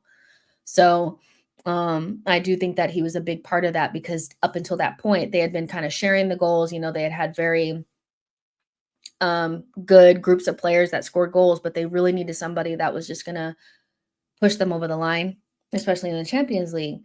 And so, yeah, I think we need to look at that as kind of like an example of you don't always need to get your perfect choice or, you know, if you can't get Isak, then that doesn't mean you don't go get Gyökeres. You need to go get Gyökeres. You need to go get someone. This Semenyo stuff is making me want to throw up. It cannot be. David says, you don't employ Barada, people from rivals. It's a reason why gangs don't bring in people from other gangs because they are not reliable. And Ultras is similar to old firms, English clubs use. What are we talking about here?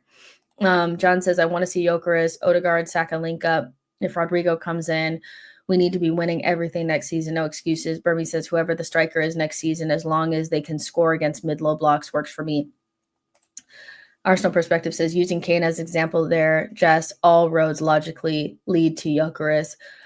Boy says, Jess, there are people on the internet that are sold on Semenyo. Go talk to GG. He's one of them. Wow. Really? People think that because they're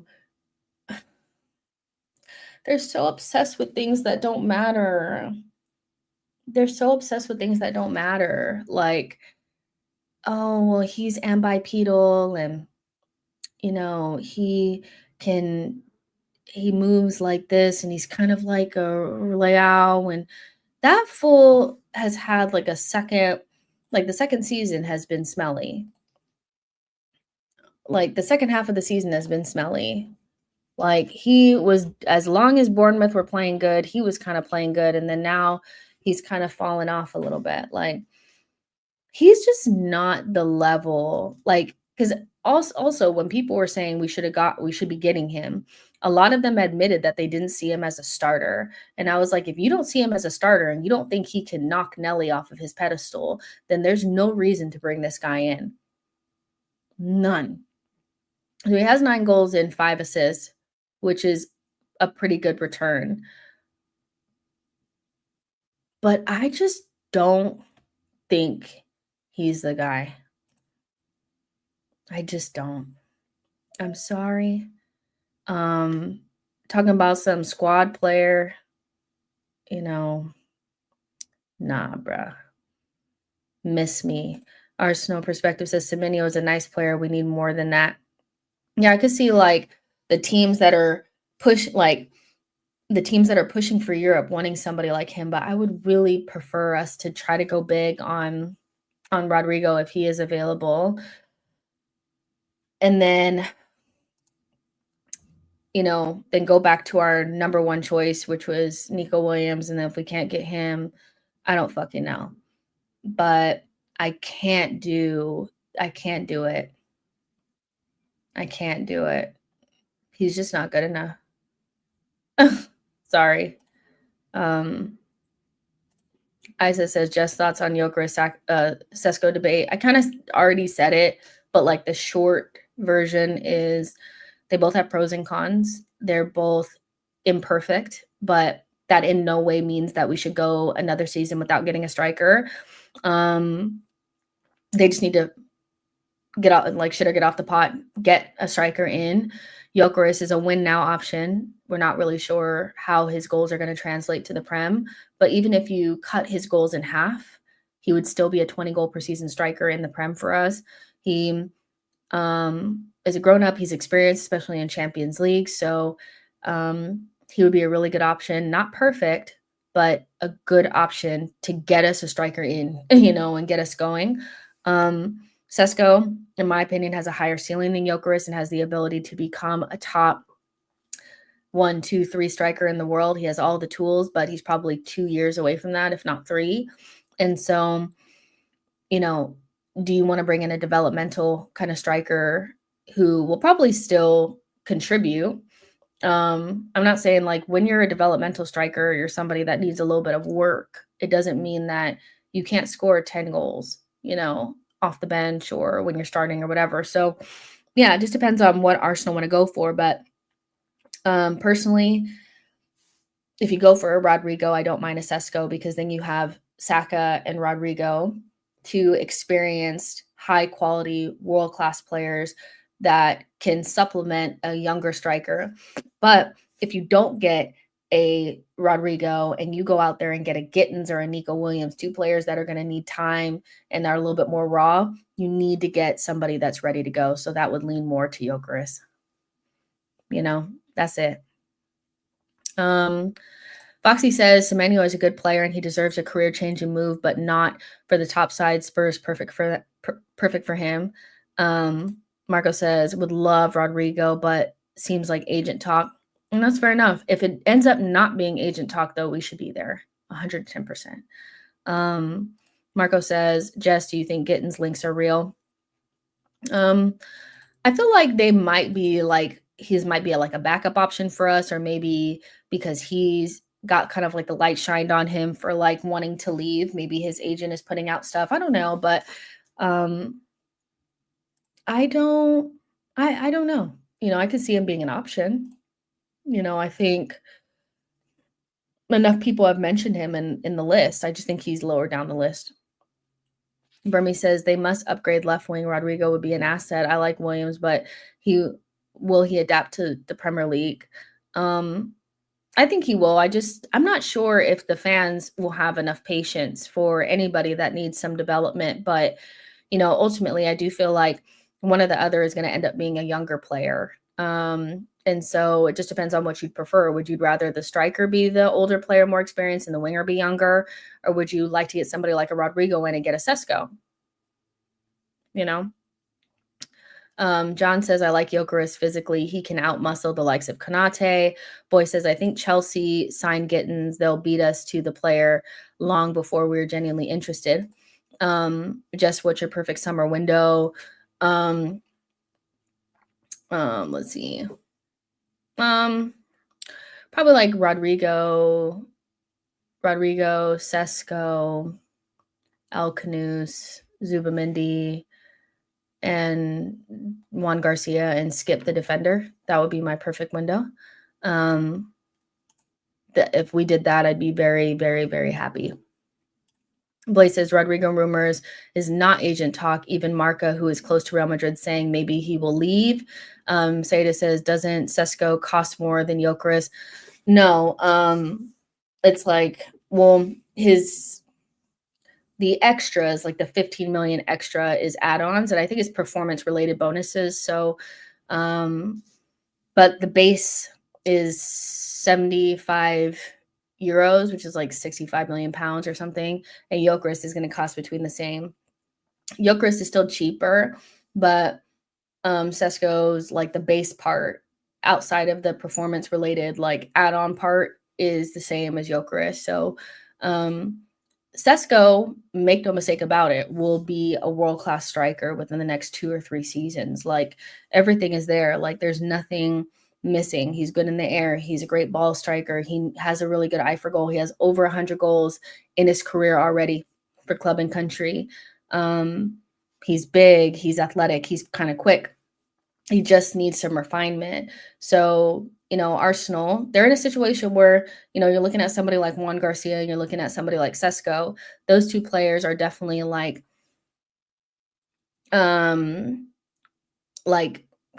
those young players that do you want to miss out on those players, because they're so good and you just know that they're going to be like mint in a couple of years kind of thing. Do you want to miss out on those players? But you end up missing out on players like that when you don't do what you need to do in summers gone past, So, yeah. Now you have to do the sign, like do it now. You do miss out on a Juan Garcia because you need to buy more players than you would have needed to because you missed out on things. So now you can't go get a Juan Garcia. Now you have to sign a more cheaper option, so those are the prices that you pay, for not doing what you need to do. 11 says CF, Kudus, Zubi, Rodrigo. Here to there says, but Arteta has to know he doesn't have 2 or 3 years. He has till Christmas or changes has to be made. Kwame says Berta should sign Gyökeres, Zubamendi, and Eze. Jerome says, I actually prefer Sesko. I think he would score 20 goals for Arsenal and while still raw. I don't really see a problem with Sesko. To be honest, I think it's just a matter of what else we surround him with. There's nothing wrong with having a young player in the team. It's just a matter of, do you have like enough experience and quality around him that will supplement his mistakes? Um, and I think potentially you could, depending on who the left wing is. Um, but I understand people being scared to take that risk. Like, I totally get it because we're in like win now. So yeah. Voice says perfect summer window. Sesko, Matoma, Zubamendi, Javi Simmons, Hato, maybe a spicy Garcia at the end. Omar says Project Striker not always work. Just look at our boy Evan Ferguson. Well, I mean, you could make an argument that if Evan Ferguson was playing at RB Leipzig and Salzburg for the last 3 years, would he have over 100 goals in his career at this stage? Potentially. But he's been pretty much like, I've never seen anybody go from, yeah, he's going to cost 100 million, to like fucking nothing, in a couple years. So yeah, you can make an argument for that. But also things are about timing. If Evan Ferguson had, left and went to a club that was actually going to play him every single game while he was kind of like more at his, his better form, and he didn't get injured as much, would he be in Sesko's position? So it's interesting. It's a really interesting, argument. Issa says we need a defender though, who is the Saliba backup. Mascara from Valencia is an excellent talent. I did see PSG are really interested in him, so I'm not sure we'll get him, but Arsenal need to decide whether or not they want a left back or a center back. They're hemming and hawing about, well, maybe a left back, maybe a center back. They just need to fucking decide. Like, I do think we have less of an issue at left back than we do at center back, especially on the right-hand side. So they need to figure that out. But I would say do not spend 50 million on a player when you know that you need so much going on up front. I don't think we have the luxury of having the type of window that's going to be equally spread across every single position, where you're going to get a goalkeeper, a defender, a midfielder, and 2 attackers. I really do think they need to focus on the front and maybe miss out on something at the back. They don't have enough money. We never do. So Kende says if Arsenal is going to be bringing all of these players, they need to sell some players. What players do you like to leave? Zinchenko. If you get a defender, you got to get rid of Kivior. So assuming we get a defender, Zinchenko, Kivior, Sambi, Nuno, Tierney and Jorginho are going to go on a free. Bobby Vieira, Reese.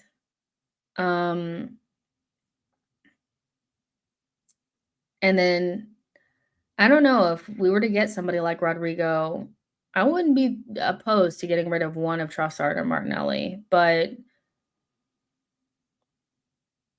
I don't know. That's a little bit too toxic for right now. Kwame says we need just 3: Zubamendi, Gyökeres, Eze. Wanyeri is a baller. He'll be fine. What do you think Nelly's market value is? I mean, we should be getting like 60 million for him, but I think we'd get around 40. I don't know. I don't know. I really don't know. 40, I think we should be getting more when we've seen some bums go from like Brendan Johnson bum. He went for 60 million or something like that, 50 million, but also he went from a Premier League team to another Premier League team. I don't envision Martinelli going to another Premier League team. I can see him going to La Liga or Serie A, and that changes things. So I don't know. I would imagine we can get maybe 40 million for him. I wouldn't be opposed to letting him go, but it would all depend on who we got for left wing. If you get Rodrigo, then you probably should be moving on Trossard or Martinelli. And I think the club would probably choose moving on Trossard, even though we've heard that he's in contract talks. So I don't know. Keenan says, how much did Barnes go for? He is better than Barnes. What, like 40 or something? Martinelli worth 45 at the most on current form, especially coming from Arsenal. Yeah, I think we're all kind of like in the same 40, 45, you know. I think some people would never recover if Martinelli left, though. There's a lot of fans in this fan base that are very like Martinelli is that guy. And I think it's I think it's better to sell when it's not obvious to sell. When we sell, it's always like they have very little value because they've had like 3 bad seasons and we're not using them and Arteta has them iced out on the bench. Um, Somebody will get iced out on the bench. If you get a good left wing, if you were to get a Rodrigo, you have to assume that one of Trossard or Martinelli is gonna get iced out. That player should probably go. So whichever one that is. Barnes was 38 million. Kwame said Tierney is an excellent left back, but he's on his way back to Celtic. Blaze says it seems like Martinelli will stay, so I'm not sure we will sell him. Keenan says Trossard fee maybe 30. Says Martinelli has high wages, so I think we'll get 30 million. Yeah, Martinelli is an interesting one because if he scores a goal, it's like he never had all these bad games, and I cannot get those bad games out of my head because they've happened for 2 seasons now. I think if it was just 1 season, then I'd be like, "Oh, maybe it was an injury or whatever," but quite literally, he didn't start playing well until, like, right before the Real Madrid games. And, so you know, but we'll see what Arsenal are on because they're saying they are gonna get that left wing, so I'm not sure why we would keep both Trossard and Martinelli if that's gonna happen because it'd be really nice to reinvest that into a different position, you know, but, you know, Arsenal, they like to have, like, a million players in one position and then be, like, totally scant in another, and so nothing would surprise me. Remy says Martinelli is inconsistent. I agree, Jess. Sell his market when his market value is high. Just think about Martinelli, man. Martinelli, he is pretty limited. And when he's playing well, it's fine. But when he's not playing well, it's really bad. He One of his main characteristics is defensive work rate, which I feel like when you're talking about an attacking player and the main thing that we're talking about is your defensive work rate, we lost the plot. And Arteta decided to use Havertz and Marino at center forward before he ever really tried Martinelli at center forward. So once a center forward comes in and a new left wing comes in, what does that mean for Martinelli? I'm not sure. And at 200,000 pounds a week, that's sitting on the bench with also Jesus being sidelined, with also Havertz going down to the bench, which he should. That is a lot of wages on the. That's a lot of wages.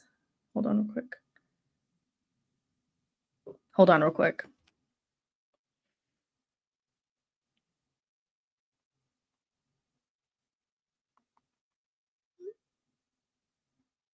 Give me 2 seconds.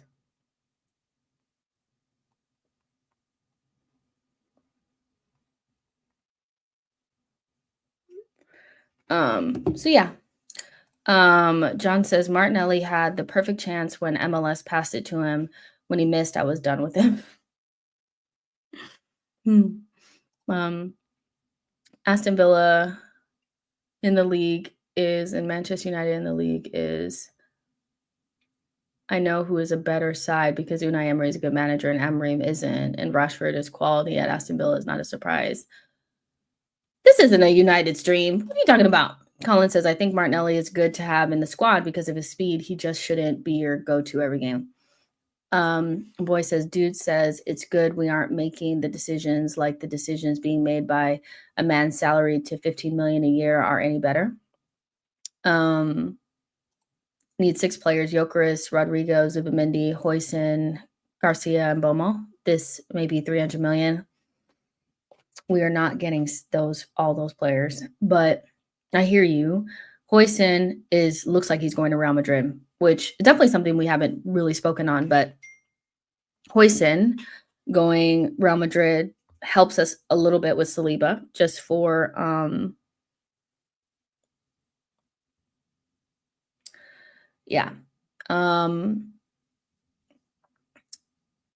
that gives us a little bit of time, I think, with Saliba, but Saliba has been so weird lately. He's been very shaky. I'm not sure if it's the Real Madrid stuff or he's just tired or what, but I hate when we get to this point with players because if you've been an Arsenal fan for a long time, you know that we'll always have one player or two that end up having all this speculation around them. And it's so strange, you know, because as Arsenal fans, we're talking about players that belong to other teams like, oh, I'd rather Sesko or Jokeris, you know. Oh, I'd rather have, you know, Nico Williams than Gittins. But seeing Real Madrid fans say, I'd rather Saliba than Hoyson, or we should just go get Saliba instead of Konate is very sobering and quite humbling that there are actually people that are talking about your players like the way that we talk about other teams' players, like they just belong to us and we can just have them. But we always get into these situations with our players, and it's just a reality that he'll end up leaving at some stage. It's not an if, it's when. Them getting Hoyson does help because obviously they'll have a young player that they can, you know, build around and, you know, they won't be rushed as much to get Saliba like they wanted him this summer, but they want him this summer. They want him this summer. If they could have him, they would have him. You know, that's the reality. So we're in that stage now where people are looking at our players and thinking, well, if they don't win again, what can we do? You know, and so I don't know how you guys feel about it, but I'm not 100% sure that we'll be able to get Saliba on another deal. I think Saliba will not sign a new deal to make it easier for Real Madrid to get him because that's what they've been able to do to most of their players. They said Saliba is too expensive for them right now, which doesn't mean that they won't come back. They'll just come back when that deal is a lot shorter. And that doesn't mean that Saliba doesn't love Arsenal because two things can be true at the same time. That you love Arsenal, but you also want to win things. And if those two things don't align, then you need to move on. And so I love Saliba. Um, and he has been shaky, very shaky, but you would want, you know, you would want him to stay, obviously. So we'll see what happens. But yeah, it's shook me a little bit just seeing them talk about him like, yeah, we'll just get him, you know. John says he needs a UCL trophy to stay for a long time. H says Saliba deserves Real Madrid and wins things. 88 miles per hour says give Saliba another 2 years. Blake says I don't think he will leave Arsenal this summer. I think Saliba, Gabriel, and Saka will sign a new contract. I hope so. I really do. Marco says, I think Saliba signs another 4-year. Let's see. Keenan says, Jess, if we can sell Saliba to Real and use the money to buy Rodrigo and Hoyson, is that a bad move? That's a good stumper. I like that because ultimately,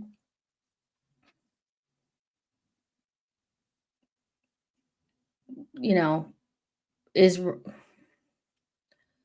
Rodrigo and Hoyson better than Saliba and like a Nico Williams? That's the question you have to ask yourself.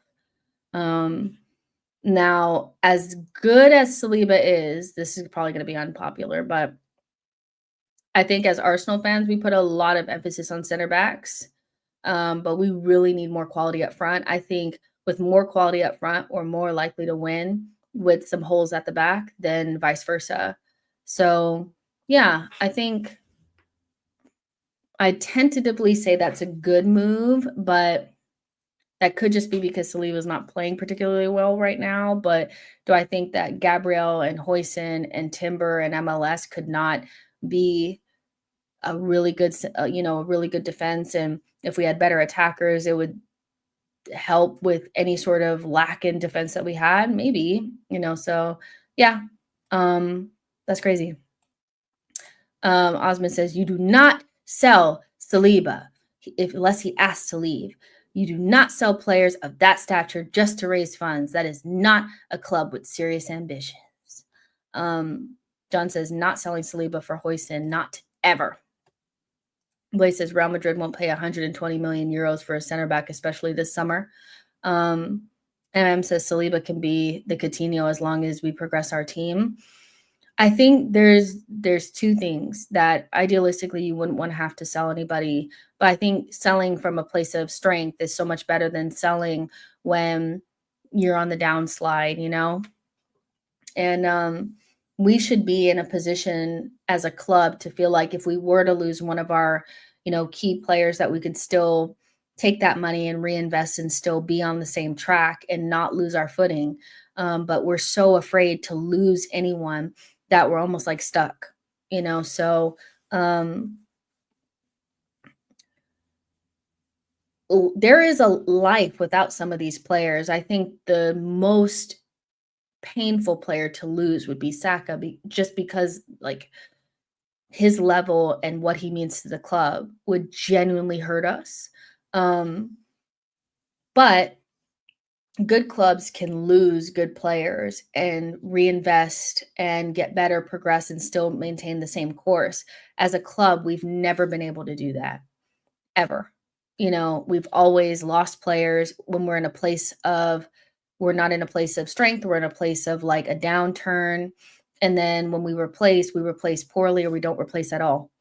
Never replaced Henry, really, never really replaced Vieira. We just kind of let these players go. And then it was just like, whatever, fuck, So yeah. But I would prefer Saliba just to stay because that makes it easier. But usually with Arsenal, once a player starts to get this type of attention from a big club, it does usually end up in them leaving, especially because we don't we don't win when we need to. So, but if Saliba wants to win something, he can also not give the ball away. I'm just saying, that would be great. Saliba is the spine of this club. I don't think so. I'll be honest. I feel like this is a crazy statement. Saka is nothing to Saliba. I think this is also why Arsenal fans, I think, have an unhealthy relationship with Saliba. He is a great center back, don't get me wrong, but Saka is more important than Saliba for more reasons than one. You cannot say that we have a better attacker than Saka, but you can make a very solid argument that we have a better defender than Saliba. Saka looks good no matter who's around him. Saliba does not look anything like himself without Gabriel. Saka is also Hale End. He's Mr. Arsenal. And when you lose academy players, that is just so different than somebody that was never in our academy. I get the Saliba aspect of things. I think not having him and finally getting him after him being out on loan and being scared that he wasn't going to come back has made people have like almost like this irrational thing with him where they're even afraid to even criticize him or say that he's not playing well. It is like illegal to say that Saliba is not playing well. He is the only player in this team that people do not say does not play well. And he has plenty of games that you can look at where you're like, he just wasn't at the races today. And I mean, people hated Ben White because Saliba wasn't there. They hated Mikel because Saliba wasn't there. There is something with Saliba that is like different. And I don't know what it is, but to say that Saka is lower on the pecking order in any way, shape, or form than Saliba, to me is sacrilegious and blasphemy. There's no way on earth that Saka is not the top dog at Arsenal. Top dog. Let's see. 88 miles an hour says Ben White looks broken. No, he doesn't. He just needs to get back up to form. H says Saka also choke in crucial moment like PSG, missed chance and penalty against Real. Saliba was really poor at the beginning of the game when we played against PSG at home. I think, yes, Saka's missed had bad moments against PSG, but he also scored. In the last 4 or 5 games, which most of them have been really important games for us, Saliba's made at least one major error. Um, Even, like, when we were away from home at PSG, we didn't get punished, but he literally passed the ball straight to a PSG player, and they should have scored. So, he's the only person that gets away with it. Saka's mistakes are, like, branded on him, but Saliba doesn't make any mistakes for some people, and I just don't really get it, but, we shouldn't really be pitting them against each other, but there is, like, Saka is Arsenal and Saliba is not, so I'm not quite sure where you get that from. Um, Saliba chokes in big moments as well. Just saw it. He's choked the whole PSG, the whole thing. 88 miles an hour says, I think Ben White missed most of his knockout UCL games and it shows. Um, I would say, like, not too much on Ben White. Not because he's been great or anything, but he quite literally played injured all of last season, and we don't even know what the consequences of that's gonna be. We just know he's got the surgery, and so it'd be nice if we could just give players the opportunity to go through the ups and downs of having an injury, a major injury, and allow them to actually get up to speed, um, before we just are like, "Oh, fuck that guy," because I remember before Ben White had the surgery, that whole part of that season leading up to that point where he was kinda struggling, people were actually saying that he was shit, and I was like, "How can you say Ben White is shit when you know that he's a good player?" Because we all know he's a good player. Is he better than Timber? No, but is he a good player? Absolutely, and you can see that big fucking strapping on his damn knee. I feel like if we knew the truth of how many of our players have had to play with major injuries because we just don't rotate and Arteta runs them into the ground, we'd have much more empathy. Um, that like Declan Rice played with broken toe. Saka's played injured almost the entire time he's been here, or at least with Mikel. Can't remember the last time Saka's looked fit. I can't. Players that have never gotten real injuries in their careers are now injured a lot more than they ever have been. Um, so let's just give Ben White an opportunity, to get up to speed before we're trying to throw him in the trash, you know. So yeah, Igor says Ben White has a much better passing range than Timber. With that being said, you can play one or the other, not only one of them. Um, I'll be honest, probably my unpopular opinion on this particular conversation between Timber and Ben White is unless Ben White becomes Tony Cruz with his passing, there's no way that he gets in front of Timber. Whatever his passing range is, we don't see it enough, and it's not superior enough to unseat Timber. Timber is world class, in my opinion. He's one of the best right backs in the world. And if we could get to a stage where our attack was more potent, meaning the midfield plus the attackers, then I don't think we would look so much to the right backs and the fullbacks to be something. I know Timber and Ben White are different in the final third, but I don't even think Ben White is even like elite in the final third. I just think he has a better passing range. So, my opinion, um, yeah, Timber's got that spot. Now, even though I think that we need to give White time to get up to speed, and I think he's a really good player, I think the difference between the two players is White is like a B or a B plus. Timber is an A, like an A.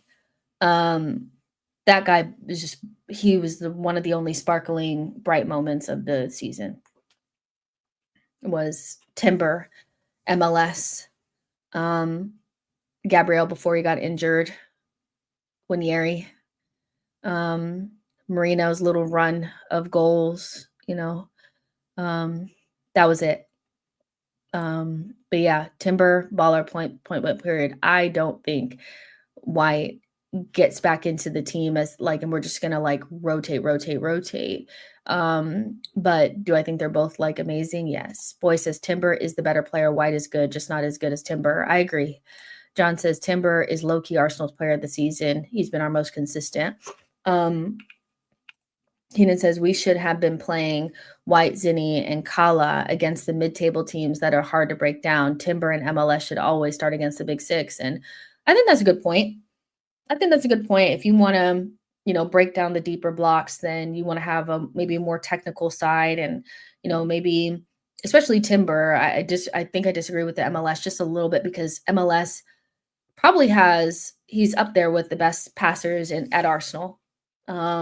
We don't have many great passers, so he shoots right up the list. But I hear what you're saying about having like maybe a more robust team in certain games and having a more technical team in others. But yeah, I still think Timber is just amazing. But yeah, we'll see what happens next season. John says even when White plays, you notice the huge gap of quality between him and Timber. I think also because we're very defensive, our defenders have been made to kind of have to show their abilities a little bit more, and maybe if we're more on the front foot, it won't matter as much. But especially in those Champions League games, I don't think we would have made it out if we had our fullback pairing of the past, Zinchenko and White, versus MLS and Timber is really different. So yeah, Gunnar says Calafiori needs to stay fit more than 5 seconds to play. Yeah, Calafiori is still learning. Two things can be true at the same time: that Calafiori is still learning and needs time to adapt, but his injuries are so bad that he's not getting consistent game time. And so we're actually quite lucky that we have MLS, to be honest, because if Calafiori had maintained his level of injuries, we would have been seeing a lot more Zinni and a lot more of Tierney probably. I think both of those players are much better in small doses. So yeah. But yeah, Calafiori is a good player. Keenan says, I think MLS will move to midfield this season. I think he will play 8 though. We need Hato solves our defense. Solves what defense? What needs solving? We've had the best defense in the league for 2 seasons. What needs solving? That's my problem with the whole conversation around solving our defense and improving our defense. What else needs to be done? What more could we possibly need? Enough with the defense, enough with the defenders. We are the best defensive team in the Premier League this season by 4 goals. 4 goals. And we were the best last season. What do we need? What more? Enough. Enough. But like, I wouldn't want to add anything to the detriment of getting anything going forward. So I would prefer us to spend as much as the money as we can going forward first, and then whatever's left over or whatever we sell goes to the defense. That's what I would like, Boy says just won't be saying this next season when we are short as Zinchenko and a KT. I've seen this movie. No more defensive signings. It should not be our main focus or anything that is a priority over anything else. And I know the order doesn't necessarily matter, but Arsenal tend to really know what they want in defense, be able to get those deals done a lot quickly, but we hem and haw on the attackers and then nothing happens.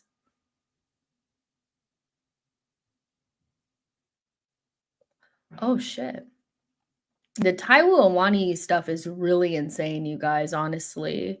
He had a ruptured intestine that has a fatality rate of 30%, and he still played.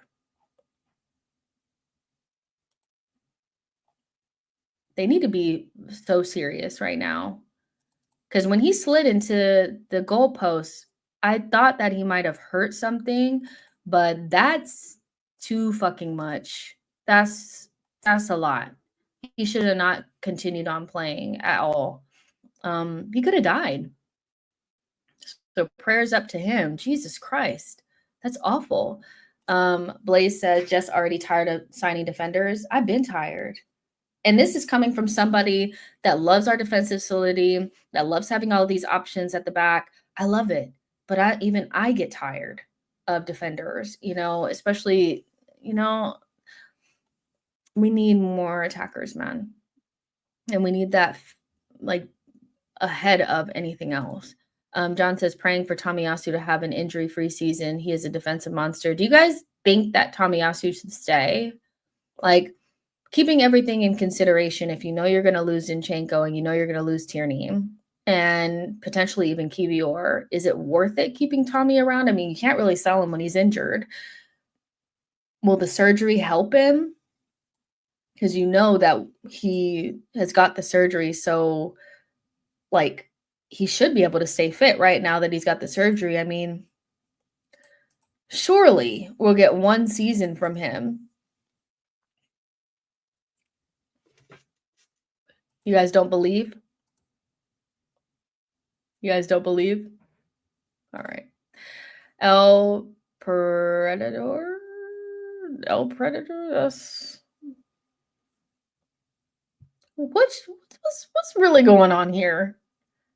Why is this your avatar? And what's this name? What is this? What's happening? Keep you up here for like 2 seconds. Somehow, I think we need another CB, Kivior goes, and an attacking left back. MLS midfield stints, but forwards are a must first. That's crazy what you had up there. But thank you for your comment. Gunnar says, keep Tommy because I feel bad for him. You feel bad for him? No, I hear that. Basically, we have to keep Tommy next year. He is he's on substantial wages. No one will risk taking him off of us. So would you rather buy someone like, let's say, let's play a little game. Let's say Thomas Partey doesn't sign the new deal. My suspicion is that they've offered him a new deal, but with reduced wages. So we'll see if he wants to keep it. But let's say he doesn't resign. And we want to bring in another midfielder, but you also have the option of moving MLS to midfield and he fills that void and then bringing in a left back. What would you rather do? Keep MLS at left back and bring in a new midfielder to replace Thomas, or would you rather MLS replace Thomas and get a left back? I have a take, but I'll wait for you guys. Keenan says, fuck that, sell Tommy, Zinni, Kivior, and even Kala if the price is right. Can't be selling Kala. Come on. Boy says, move MLS to DM, get Hato. Tommy is the best backup when fit. He's just never fit. AK says, why buy a center back, save money by keeping Kivior? Colin says, late night with Jess, what is this? Just some random shit, man. I saw that the timeline was like in tatters because Man City are going to sign Reinders. And then I had a bunch of people saying like, where have you been? What are your thoughts on everything that's happened so far? Like, at the end of the season, So, yeah. John says our attack needs to match the defense. Keenan says Kala is crazy injury prone. I'm telling you, he's going to be the next Tomiyasu. Cal's Corner said, I would rather get a new midfielder. I know MLS in the left back is money. I'm sick of gambling. Fair enough. Keenan says Reinders and Wirtz moving like a big club. I mean, they are City, and I don't know who I saw, Arsenal fans, stomping on their grave. And I was like, y'all know this is a blip, right? They're going to come back. Like, they have infinite money. They still have, once, Pep said he was going to stay. I'm like, there's no way that they just have another season like this. They will rebuild, and it'll take them way less time than what it's going to take us to do anything. So this Reinders Wirtz situation, it is what it is. They have to go big. They're embarrassed. This is the one thing about City is they're embarrassed by the season, which is a season, by the way, that we've been having and we act like we're happy with, but they're unhappy with the season that they're having. And so they're going to lose big players. And instead of just losing Kevin De Bruyne and not doing anything about it, they're going hard, you know. They're going hard, man. And they spent 200 in Jan. You know, we can't compete with them financially, but I would at least like to see the same level of desperation from at least a just the way we operate. And I don't see that. You know, I want that. Said going hard. Pause. Foxy says City back next season for sure. Errol says, "Hey Jess, hello to you as well." Burmy says, "MLS in midfield, his dribbling runs are fantastic, but we would need a proper left back replacement." I hate buying another defender. I hate it. Rodrigo and Gyökeres is a minimum for us to go again next season. I would still want another creative midfielder. I think we should bring in another midfielder that's more creative for sure. There's just no way that we can just have Odegaard and that's it. No other team in the history of mankind would have one creative midfielder that you're not even allowed to that's not even allowed to be in a creative role. You know, that you have dropping back and receiving the ball off the goalkeeper. You know, so you know, I genuinely feel like the only way that we seriously compete next season is left wing, striker, another midfielder, attacking 8 or 10. Doesn't even have to be the most expensive guy out there. Go get El Canus, you know? He's going to cost 20 something million. He's Premier League proven. Do it, you know? And then you have Zubamendi and then whatever the fuck you're going to do back there. I don't care. Osanuga says, "What's the point of Berta if Arteta still gets his way? Someone take this guy's credit cards." But he says, "Pep made peace with his wife since that. He started winning. He got a winning run, can win the FA Cup. City will be back next season." Whereas City getting the money from? They're just a rich club. And rich clubs always seem to have money available.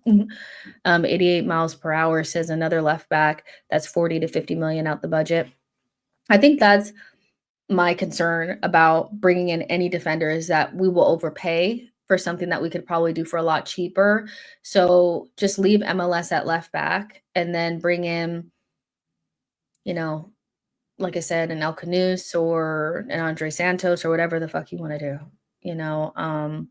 But we need another midfielder that can score goals or is more of a playmaker. We cannot risk the season. There's no amount of Kai Havertz hopium, Marino hopium, you know, Trossard hopium in those midfield positions that will get us over the line. There's nothing, you know, and if the worst thing happens and Odegaard does not come back and has another bad season and we don't have anybody else that can supplement him or replace him in the 11, then we'll be in a bad place. So you have to bring in somebody. And I think that'll just lessen the stress on everything in midfield. There's too many people trying to do things that don't suit them. Neither one of Marino and Havertz are truly midfielders in our team. When they play there, it's awkward. You know, Odegaard's suffering. Rice is being made to be an attacking 8, but it's awkward. You know, it's too much. You know, just bring in an attacker. Keenan says Wirtz is literally the best young attacking midfielder. Reinders is fucking class and is really underrated. Fuck me, it's going to be like KDB on steroids. Well, I don't know. Sand says low-key, just over everything, even for next season. Got no confidence in Arteta. I'm so drained. John says playing at Anfield this season was not as scary as playing Klopp's LFC, even when they faced them at home. But they were on the beach. You know, I think if they needed to win the game, it would have been totally different. But also, like, I think we'd probably still draw, but, you know, it'll be more friction. But it doesn't really matter because we never have enough or do enough to actually win the game and overtake teams even when they're on the beach or they're under strength or whatever, you know. H says, do you rate Reinders and Wirtz to win them the league? I mean, yeah, I mean, I don't see a reason why they won't win the league next season. They had one bad season. I expect them to go back to what they always have been. My address says Man City have sold so much out of their academy, and they made 60 or 70 million net off of Julian Alvarez last summer. So, yep.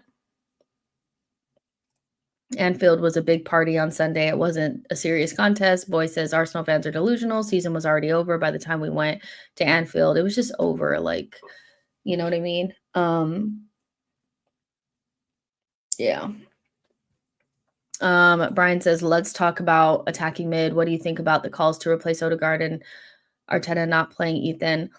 I don't see any reason why we would replace Odegaard and then still only have one attacking mid. I think if you want to bring in somebody, that's fine. Whether they're super good or more of like a younger player, I don't really care. But I think we need another attacking midfielder. But just replacing Odegaard doesn't solve our problem.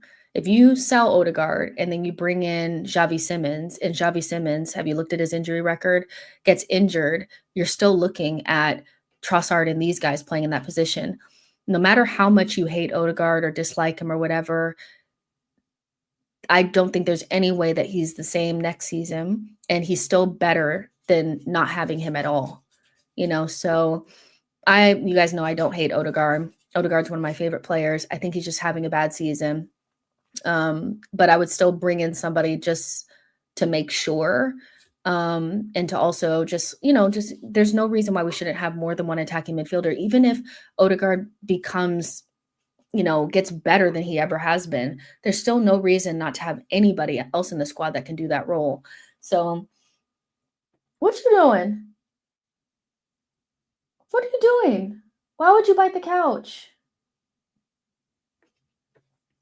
So yeah, I don't want to replace him, but also to me, Ethan's not the answer. I think we've seen enough games from him recently where he hasn't been as effective. And so more pressure, less effective. Teams have figured him out in terms of his physicality is not up to it. I don't see how he would have helped, but having another attacking midfielder would have, so you got to get somebody else in there. But ultimately, I'm just not ready to say that Odegaard is done, and I also think people forget that he tore ligaments in his ankle and then had to come straight back in because we didn't have anyone. And maybe if he gets fully healed from that, then he'll be able to shoot and hit with power, because that was his left ankle. His left ankle is the one that was hurt. And you guys know he's super one-footed. So yeah, I like him. Still, I love him. So it just won't be the same next season because he will need to show that it was just a one season blip. And just like I was with Martinelli, where the first season I gave him a pass, and then the second season, which was this season, I was like, it's not just a one season thing, it's more than that. Then I was like, well, maybe we do need to move him on. So I'll be the same with Odegaard. Yeah. Let's see. Nathan says, anyone pay any attention to Ethan's past few games? He looked dodgy as fuck. Seda says, surely we can get Shirky for cheap. Wasn't it said that Lyon were in financial trouble? I just don't think Arteta or the club are even looking that way. If they were, then we'd probably be going for him. He's super cheap, but Arteta doesn't like those types of players. And so I just don't see us going after Shirky, unfortunately. Yeah. We're gonna get more DMs. I don't know, but somebody will pick him up. Why Arsenal fans think we will replace Odegaard? He is not going anywhere. Him and Saliba hasn't been good this season. Doesn't mean they are bad players. You guys know how I feel about the origin of the Odegaard hate started when he won Player of the Season last season, and it wasn't Saka. People felt like it was wrong because he had a slow start to the season, but Odegaard was genuinely brilliant last season. And I know it's like you're only as good as your last game, but when people say that he can't do certain things that they've quite literally seen him do with their own two eyes, he's been here for 4 years. I think it's strange, but at the same time, it's like, what can you do? I just have more time for him than the average fan, and I think Odegaard also not being the type of captain that people would usually like means that whenever we're not going through a good period, they expect him to perform miracles. And he's just not the type of player that I feel like they want to have the captain's armband. And to be honest, if I had to give it to somebody else, I would give it to Declan Rice. I think that would just alleviate some of this like visual pressure that Arsenal fans need to see an Arsenal captain that's more vocal, that has a bigger personality. They need that, you know. So yeah, but when people start saying things like he can't be creative at all and he's just not a creative player and you know he just can't do these certain things when there's literal evidence of him doing it in that exact same game, it's to me it's like it's gone, you know, it's gone. You know, once the tide is turned on a player, it never turns back fully. So I just expect people to just dislike him forever, you know. Here to there says Liverpool have been superior to us in every single department from top to bottom. We have to accept it. H says, I hate Odegaard because he dodged a 50-50 challenge. John says, if LFC get Ederson as a DM, we're finishing third. Y'all don't really rate Ederson. Come on. Like, you don't think Ederson is going to be the biggest difference. Come on. Let's see. Colin says, tell me a worse captain performance over one season in Arsenal history than Odegaard this season. I mean, he has had a poor season, and I don't really understand the captain thing. I kind of understand it, but if you're just not up to it, do you guys actually think Odegaard is performing poorly because he wants to, or do you think physically he can't do certain things? Personally, I think the ankle is hurting him and he can't really do the things that he wants to do because it was his left ankle. And I've already heard from kind of a couple of people. And I can't say for sure, but I've heard from a couple people that they wouldn't be surprised if he needed to get surgery on it in the off season, because he quite literally returned from tearing ligaments in his ankle and then had to play full 90s for Arsenal to try to save us because we couldn't kick a ball or connect anything without him. So we'll see how it goes. But I think it's a one season thing. I don't think if he was never your type of player, this is your perfect reason for not liking him. And there's tons of people in Arsenal that do not like Odegaard. But if you did like him before and the season has changed your mind, I guess I would ask you, do you think that the last 4 seasons that he's been here, or 3 seasons, are more indicative of who he is? Or do you think this one season is more indicative? So, yeah. John says, Ederson, Boston midfield versus Arsenal plus him and Maka and Gravenberch would be lethal. I mean, bossing the midfield against us is not that hard. You know, we love to let people run around us and stuff like that. And we were incredibly poor in that game. I remember, you know, Partey gave away the penalty and stuff. So, yeah, I think anybody that Liverpool gets is going to send Arsenal fans into a complete frenzy. A DM, we're getting Zubimendi, the player that they wanted. Their number one option for the DM position is the person that's going to be in our midfield. So why are we not going to boss it? Why are we not going to go up a level? They're going to go up a level of a guy that, I mean, I'm not saying nobody rates him, but we're getting their number one option. So, yeah. Nathan says, you don't just strip Odegaard of the captaincy. Think what you would do to the squad. We've already got leaders on the pitch anyway. I would say, like, the kind of thing that I have, you know, kind of told people like behind in back channels, like, you know, our chats and stuff, is that he wouldn't be my ideal captain. I don't love Odegaard because he's a great captain. I like him because he's fun to watch when he's on it, which has been pretty much the whole time since he's been here, except for this season. I love watching him. But from a captaincy standpoint, I do think that people forget that the only reason why Odegaard was captain was because Arteta couldn't give it to Granit because of what happened with the Crystal Palace thing. And so not having Xhaka as the vocal leader has left Odegaard kind of in this like, well, I want to lead by example, but I don't, you know, I'm not going to do the yelly shouty thing. You know, people need a captain that are going to, you know, going to do a leg breaker tackle when we're playing poorly and run around like, and do all the stuff. Yelly shouty. They need that. And Xhaka was more of that person. And so um, he's never going to be the captain that you want him to be. And the absence of a captain armband should not relieve other players of leading. And if it does, then that's on them. I don't think Odegaard not being a great captain is the reason why, Saliba can't pass the ball to one of his teammates and just gives away goals. That's not his fault. Like Odegaard not being a good captain is not the reason why Martinelli missed a sitter against Real Madrid or PSG, so I do think that he's been made a scapegoat, but at the same time, he has had a poor season. I expect it to improve. Odegaard is the scapegoat of the season for you lot. Poor season for his standards, but everyone goes through poor form at some point in their career. Let's see. Odegaard is a top player. He's just missing top striker like Haaland. He's still creating chances, but our forwards can't score goals because our attack is not good enough.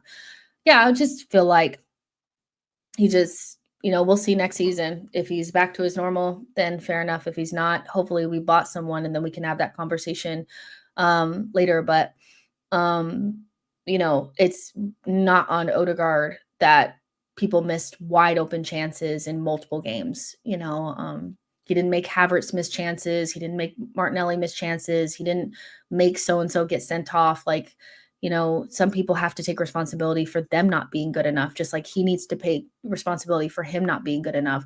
I generally feel like the only players that I can look at and say 110% that they played well is Gabriel and Rice and Timber.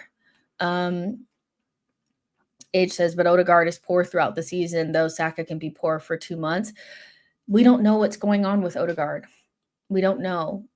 I think he hasn't really been poor the entire season. He missed 2 months. So, and when he came back, he hasn't really recovered. He's had little moments where he's been okay, and then he's kind of fallen off. We don't know what's going on with him, but the idea that you should come back from tearing ligaments in your ankle and play full 90s and you're just going to be back to normal doesn't really make sense to me. But I think it's the ankle. But maybe he just had a bad season because he just doesn't want to play well, which I feel like is what people are insinuating, that he's just having these bad games because he wants to. I don't get it. Blaze says some Arsenal fans need to understand the reason why some players hasn't been good this season because they're finishing second in a third year in a row, affecting us really. Players are still human beings. Yeah, I mean, I don't know if I feel like it's just that. I feel like that was a big reason why maybe the entire team didn't have a higher level as a group, because they probably looked at our summer window and said, oh, we're shit, so, or we're not going to get any better this season. I'm sure it's really disappointing on the final day to see Sterling walking in. But I think Arteta saying that he knew certain players would get injured because we were thin already just set the season off in a bad way. I just feel like they couldn't get up for it, so I don't know, man. I don't know. I really don't. Here to there says Arne Slot made an interesting comment about how he learned the difference in rotation and protecting, keeping players fit. Stop. Keeping players fit in the Prem. Arteta seems to be sorely missing something in that department. John says there are things that players see in Odegaard that fans don't see. He's the most respected player on the team and has qualities that, I saw some crazy shit this season. I saw people saying they don't listen to him. They don't respect him. His own teammates don't like him. I saw crazy shit. I'm just like, just say you hate him. Just say you fucking hate him. It's fine. Like, it's fine. Keenan says, I think not reinforcing with the striker in January must have had a big mental blow for the players. Yeah, because I think when the players are saying, surely we do something, and then you don't, I do think it's hard, especially then right after Havertz gets injured, like literally right after, I think, because we did warm weather, right? So either right before or right after. So they're thinking, surely you're going to do something, and then you don't do it. And I kind of think, because H is saying finishing second will give more motivation to win next season, I thought. we've already done that. I think we finished second and then we finished second again. So there needed to be a massive window that changed. Several things need to happen. I think new players come in and they also keep people honest. So if there are players that are just getting comfortable, then they have somebody that's bearing down their neck. They also have new players that don't have the scars and the traumas of the past, 3 seasons of not doing what we need to do. You also have a buffer. So when Havertz gets injured, when Martinelli gets injured, when Odegaard gets injured, there's players there of a certain standard that can hold up the weight of the team. There's so many things. And then also you see new players coming in, you get excited. Players are just like fans. Like you see new players coming in, you're thinking, oh, we're getting serious. So either it kicks you up because your spot can be taken. It gives you a new light because you have better players in the team and you're bolstered. It gives you a buffer just in case people get injured. And we didn't do any of that. There was nothing to be excited about when the season started. And so, yes, you can say, though, why aren't the players up again? But I honestly don't see how the players, our core group, could have went again at that same level without something changing, you know? Um, Boy says Martinelli should have been sold in the summer of 2023. Because Marco says, Jess, you were Nelly out at the beginning of the season. And I'm going to be really honest with you guys.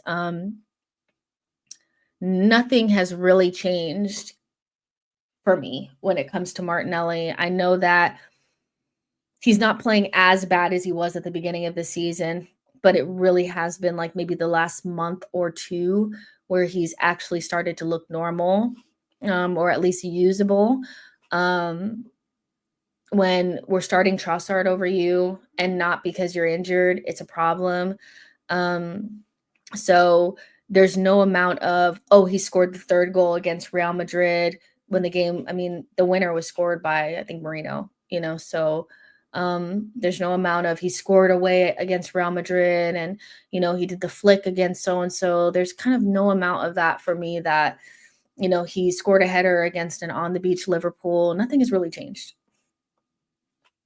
Nothing has changed. He still, to me, is too limited to be our starting left winger. We need so much more from that position. And so I'm expecting him to be on the bench next season. But, maybe that will help him in the long run. Maybe it gives him a kick up the butt. I don't know. He's just not somebody that I think is on the level that we need. But some people think he's the best thing since sliced bread. I hear it. John says Martinelli is done out here. Nathan says, I don't think that's true. I think you guys are talking to each other. Wesley says Havertz is truly the splinter that will slowly unravel Arteta's tenure. I don't see us signing a striker again because of that pay package Havertz is on. We need Rodrigo on the right, Gyökeres and Saka. I think we'll get the striker. I think the problem is that if we get the players that we're meant to have, then we'll have a Jesus that's not playing, that's second highest earner. You'll have a Martinelli on the bench getting 200,000 pounds a week. And you'll also have, Havertz, on the bench. That's our highest earner. And that's a lot of wages for players that, won't be playing as much. I don't know how you regulate that. I think you look at somebody like Marino, who's probably on less wages, that's, a little bit older than Havertz, but pretty much played the exact same role and to the same level of efficiency that Havertz did. I know at a certain point, people were like, he's more clinical than Havertz, but he cost half and is on half the amount of wages, so I think there's some wastage in our some wastage there with the wages because you have a striker that can't strike. You got a midfielder that is not a midfielder. So I think we'll get the striker, but I'm not quite sure that we've used the funds the way that we should have. But it is what it is. Here to there says Jesus will have 1 year remaining. Havertz will have 2 years plus an option. Theo says going from starter to bench player under Arteta is the kiss of death. If he's not going to start, Martinelli needs to go 200,000 pounds a week. Hell no. John says, I'm impressed at how Marino adopted to the striker role. I think I get less impressed by it when, and this isn't anything to do with Marino, really, but the fact that we've already had the same trajectory from failed left center mid to striker. And so we've already done it once. So it's kind of like, that's great that we found a way to use him, but now we have two players in our team that we really don't want to see in midfield that much, or at all, that are better at the number 9, but we're literally about to go buy a number 9. You know, that's terrible to me. Like, you can't have two players like that, you know, in your team. Maybe one, but this whole failed left center mid to striker pipeline to me is no. Errol says, just so you think Victor is worth 200 grand a week. I mean, under the pretense that I feel like he's going to score 20 goals a season at the least. Yeah, you know, I think if he scores and he becomes like one of the top strikers in the Prem and he's scoring goals in Champions League, then he instantly becomes one of our best players, doesn't he? So he should be paid like it. The main reason why I don't think Havertz or Jesus deserve the wages that they're on is because they don't serve the purpose of whatever role they're meant to play. Jesus is injury prone, and when he plays, we still need to buy another striker because he doesn't score goals. Havertz is meant to be a left center mid. We still need to buy another midfielder to fill that role. And like, you know, but if we get a goal scorer that scores 20 plus goals a season and is good in Champions League and in Prem, he instantly will become one of our best players. So yes, I think he does deserve those types of wages. So yeah. Marino has good positioning instincts, but not a real striker. Blaze says, if I'm not wrong, we finished second place 3 seasons in a row with Wenger. Sol Campbell signing changed us, and we won a double Premier League and FA Cup. Then Vieira calmed down and signed a new contract. Well, yeah, we need to start winning things. Marco says, I like Odegaard. He's had one bad season and rightfully gets protected, ankle, baby, etc. Nelly didn't and doesn't get that. Marco, this is not true. Martinelli, you know, as somebody that was saying that I thought Martinelli is somebody that I would like maybe want to replace, has gotten, I wouldn't say hate, but a lot of pushback on that. Martinelli has a very solid, a very, very solid like backing and fan base behind him, because the whole first part of last season, actually the entire season last season, was he doesn't have Xhaka or Zinchenko, and he needs those players to unlock him. You know, then we got, you know, Marino, and Marino was meant to unlock him, and then he didn't, you know, so we've gone past all the little like the injury. Is it the injury? Is it the system? Is it that he doesn't have certain players around him? We've kind of exhausted all of those. And he still hasn't quite gotten better from there. So I kind of get your point, but also Nelly fans like to use Odegaard as a stick to beat to keep people from looking at Martinelli. Martinelli's been poor for 2 seasons. Like, that's a long time not to be good enough, you know? So, and again, we've exhausted the injury. We've exhausted, you know, he needs certain players playing around him, and he needs too many things to make him good. He needs a certain type of striker. He needs a certain type of left center mid. He needs a certain type of left back. He needs a certain scenario. He needs a lot of different things to unlock a player that's very like kind of limited, you know? So yeah, I like Martinelli. I think he's good at one specific thing, but when that thing is not working, it's really hard to justify him as a starter. That's just me, but I hear you. Wesley says, mentally, I feel Arteta goes for players who are not as highly rated, because in the long run, he wants to be viewed as the star of the squad. Martinelli cost this game so bad, honestly. Krava bags. Boy says, both left wingers at Arsenal are incredibly overrated by the fans. Martinelli is still a great backup. We don't know that. One thing I will say about Martinelli is we don't know what kind of backup he will be because he's never been one. And some players need to be playing consistently to contribute, and other players can come in. That's one thing I'll never disrespect Trossard over, is that you may not like him as a starter, but he's a damn good backup. He doesn't need runs of games. He doesn't need the perfect scenario. He doesn't need, certain people to play with. He doesn't need it to be a certain time of the day. He doesn't need to eat something particular before a game. He's going to get a goal. He's going to get a goal. He's going to get an assist, whether he's, comes in for 20 minutes, for half the game, whatever. That is a good backup. He is a good backup. Martinelli, we don't know. He's only really been a starter at Arsenal. If he hasn't been starting, he wasn't really around. It's very limited time that we've seen whether or not he'd be a good backup. So if he's going to be on 200,000 pounds a week and he's going to be a backup, he needs to be really, really good. So we don't actually know that. We also don't know if Partey will be a good backup. If Zubimendi is the starter, which, newsflash, even if Partey stays, he will no longer be the starter. You guys are smoking crack if you think Arteta has gotten his prodigal son to Arsenal and he's going to be sitting behind Thomas Partey. It's not happening. But we also don't know what Thomas Partey is going to be like as a backup.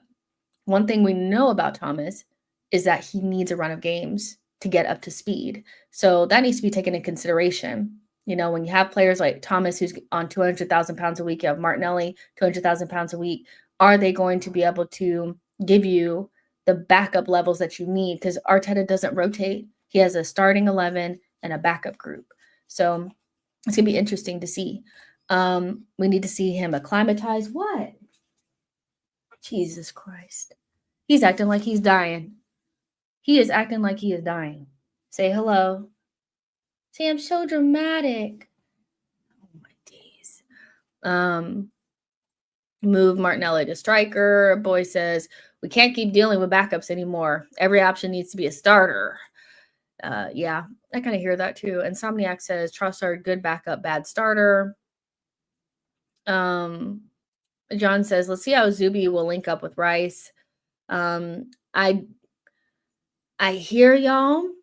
I know that it's hard to come to grips with this, but I really think you're kidding yourself if you think that Zubimendi's going to come in and he's not going to start for Arsenal. Sorry. He is Arteta's favorite type of DM was Jorginho. And the only reason why Jorginho didn't start for Arsenal when he came in was, I think, mostly just due to the fact that, he doesn't have the legs. But if Arteta has Jorginho with legs, is done. He's Spanish from San Sebastian. You guys really think Arteta's not going to put him right in? He's literally our first signing. He'll be there right away. He's not in the Club World Cup. Nothing is going to, he's done. Literally, Zuby is going to be starting. So, yeah. And I would like that because the sooner he gets adapted to what we're trying to do, the better. Because he is going to make one big fuck up early on. You already know it's going to happen. And everybody's going to panic and say shit. But he'll acclimatize and get used to it. And then it'll be on and popping from then. Shamari says, I don't know why people act like Zuby doesn't start for us. Guarantee if he went to City or Liverpool, fans would complain. That's like if, an example would be if Arsenal were in talks for Words. I would know that Odegaard was done for. I would know it. I would be like, okay, it's the end of the road. We may be on the bench next season, and that's fair enough. But it's the same thing with Thomas. Even if he does stay, he's not starting over Zubimendi. Come on. Let's be all the way fucking for real. Blaze says, some Arsenal fans are crazy. How someone can believe that Partey will start over Zuby. It's insanity. Z says the same Zubimendi that couldn't pass the Casemiro test at Old Trafford, by the way. Listen, you guys do your thing with your Ugarte and Casemiro. We'll do our thing over here with Zubimendi. If you like Casemiro, you do that.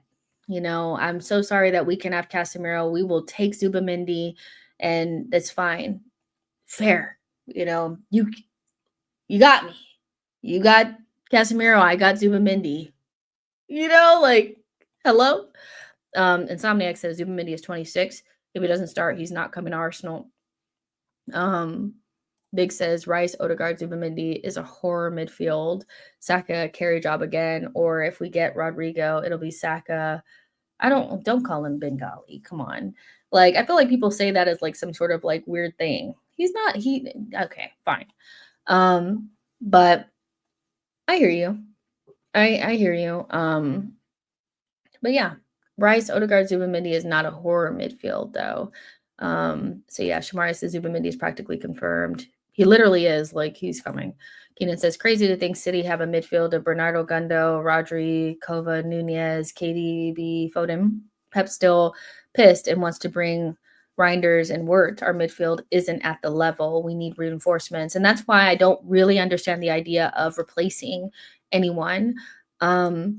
Say what you want about Odegaard, but it literally makes no sense to sell him and then just bring in one. It makes more sense to bring in two midfielders. I think it makes sense to bring in two midfielders. Then you still have work to do, but you have Wanyeri, you have a new attacking midfielder, you have Zubi, you have Odegaard, you have Rice. You have some things to work with, but we've neglected the midfield for a while as well. Like, even when Xhaka was here, I was like, why don't we just buy Bruno Guimaraes? And people are like, but we have Xhaka. And I was like, the fuck does that mean? Like, what does that mean to me? What do you mean by that? There was like, you could buy Bruno and you could have Partey, Bruno, Xhaka, and Odegaard. And we were like, no, one in, one out. No, you need to stack that midfield. Keenan says, that is what I meant, though. We need a midfielder at the level of Xabi Simons or Musiala. None of the midfielders should be guaranteed a game. No, I hear that. We're not getting Musiala. Xabi Simons may be on the move, but I'm not sure. So we'll see what happens with him. I know we're like informed, but Arsenal.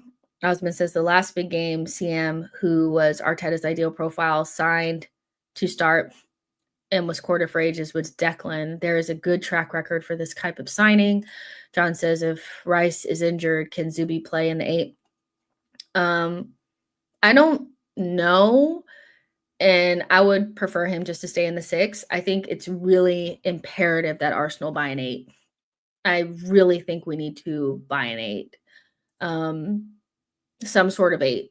Attacking 8, 8, and 8.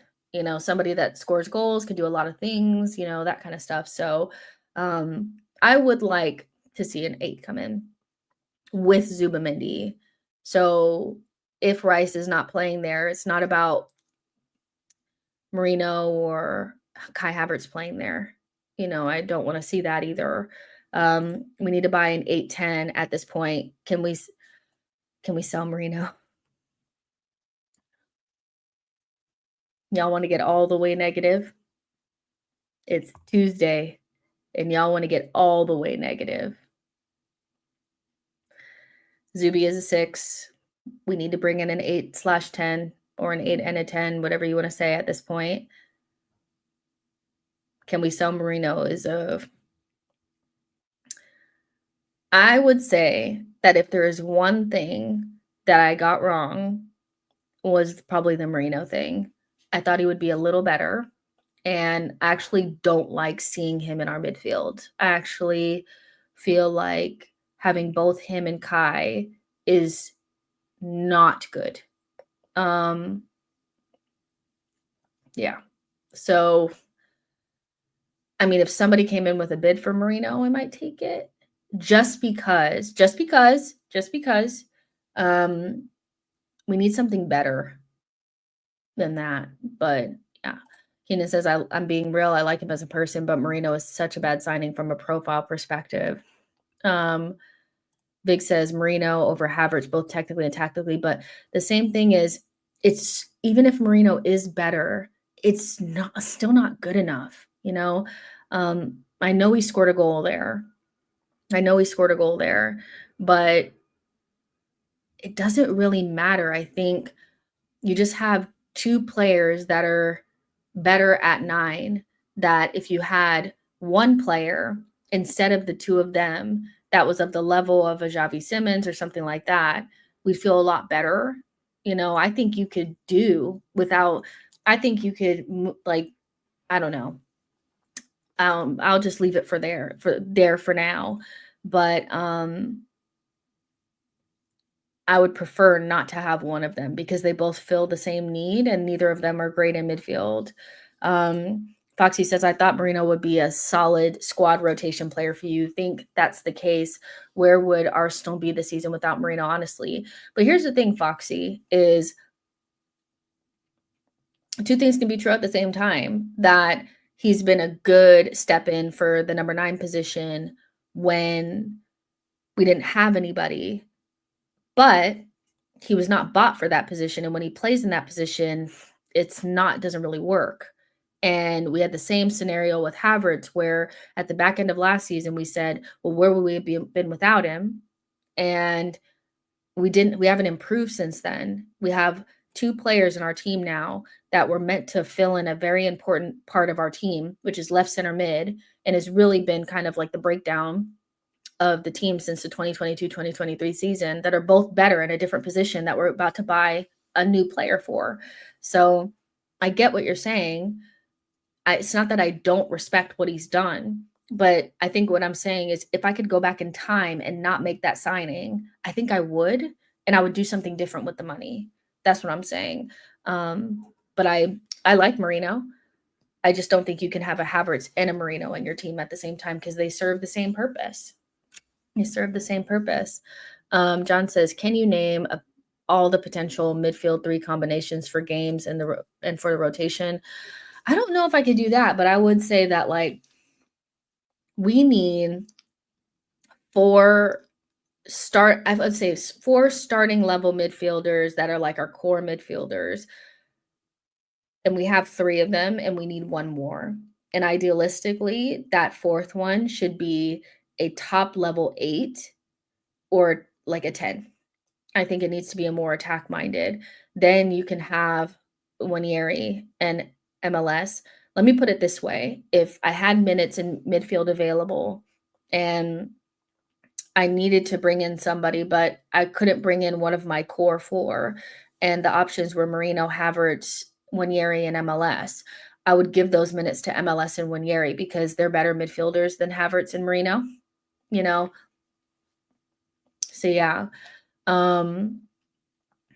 Yeah, it's just one of those things where we need something. And if we have 4 that we can rotate between that all go together, you can play Zubimendi, Odegaard, and that new midfielder, or Rice and that new midfielder and Zubi, or, the Odegaard and Rice and that new midfielder. I feel like that makes a lot of sense for us. And then you can supplement them with Ethan and MLS. But I would love to get rid of one of Marino or Havertz because they're just too much of the same. Jordan says, hey, Jess, long time no see. Hope all is well. Looking at the Sociedad game versus Atletico Madrid to check out Zubi. He sucked. However, the Orlov guy, he should be our number 2 striker. Fair enough.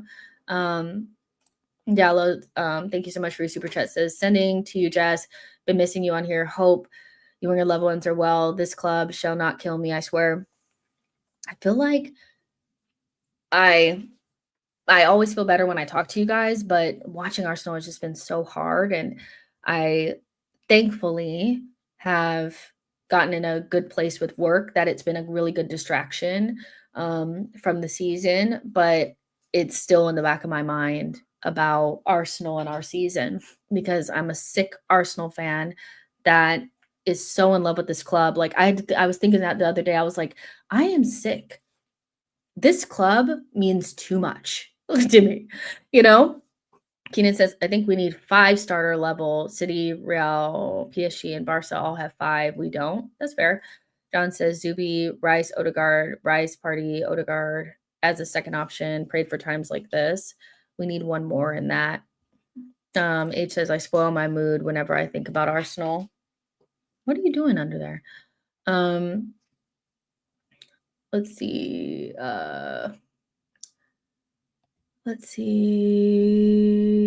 Sell Havertz then. Marino is on lower wages as well. Why are we keeping that space invader?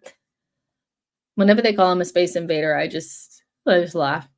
Marino is better on the ball as well, plus his finishing is class. It just it's really bad squad planning to have 2 players that failed in the same position end up being better at 9, but still not good enough long term. Um, in the next 1 to 2 summers, that needs to be cleared up, I think. But like what Keenan was saying, I can't lie. It's crossed my mind about Marino and moving him on in 1 summer, but, we won't. So, yeah. And I get the idea of having 5 midfielders, but I think as a start, because we're not gonna get 3 midfielders in 1 summer, just getting 2 would be great, So, yeah, thank you so much. I get what you're saying. Um, but yeah, let's see. John says, "I've been bullied online and offline because of Arsenal, but they can't hurt me as much as Arsenal." Yeah, there's nothing worse than having to talk to people about Arsenal when we're in a bad place. And the reason why, because I see somebody's in the comments saying I get low whenever da da da. I've been Arteta out before. I'm not afraid to be honest about the manager. I'm not protecting him. Like, it's never been me. There's no way that you can put me in that category because I get killed all the time for being too harsh. So you can't be too harsh and then also a toxic positive at the same time. I'm just balanced, and also, like, I see both sides. I think there are some people that the only way on this app, or on YouTube that you grow significantly is if you're super on one side or the other. You're either super negative or super positive, and you stay that way regardless of what's going on. I can't do that. That's not how I operate. And I'm just not going to scream Arteta out with foam coming out of my mouth and constantly talk about everybody like they're shit, because I don't think everything is shit. I don't. I think there's been mistakes. I think there's been good things that have happened. I think we're close and we're far. It's too complex and there's too much of a gray area for me to be so, like, harsh on one side or the other. Do I think it's okay for him to have no trophies in 5 years? No. I never said it was. I never said it was okay last season. But also, I understand that Arteta's not going anywhere. And so instead of screaming at the top of my lungs and pretending like every single time Arsenal win, that I'm happy when I'm not because it's not falling with my narrative, instead of having my butt clenched whenever we do well because I'm so afraid that if we win, my narrative is going to fall apart, I just do me because it works. So I don't need to be like everyone else. I'm too old for that. But I'm too old for that shit. I don't need to make money on here. I do this shit for fun. So yeah. Um, Vic says Inzaghi with a bunch of pensioners in a UCL final is also challenged for a title next season, is the last one for Teta. Inzaghi is a very, like, I think Inter and Inzaghi were very disrespected by onlookers for the Champions League. Very, very underrated and disrespected. When I said I didn't want to play them, I meant that. I did not want to play them. If we had made it to a final and we were playing against them, I would have been upset because we would have lost. Like, that team and that manager is so flexible. With Barcelona, it's a little bit different because they're so good at what they do that nobody can really figure out a way to beat them. And so they're really difficult opposition, but I really am scared of coaches that are flexible and can be super free flowing and attacking, but also get super defensive in like 190 minutes. 190 minutes, boom, just like that. They can do everything. They can be good on set pieces. They can play on transition. They can play possession. They're really good at defending. And they're not afraid to be different. They're not afraid to switch it up. That was scary to me. I don't know why people were acting like they were just some bums. I don't know. I don't know why people were acting like they were some bums. They're not. Like, they're really, really good. Let's see. Keenan says, thoughts on Andre Santos. Love that kid. I think we should be going all in for him.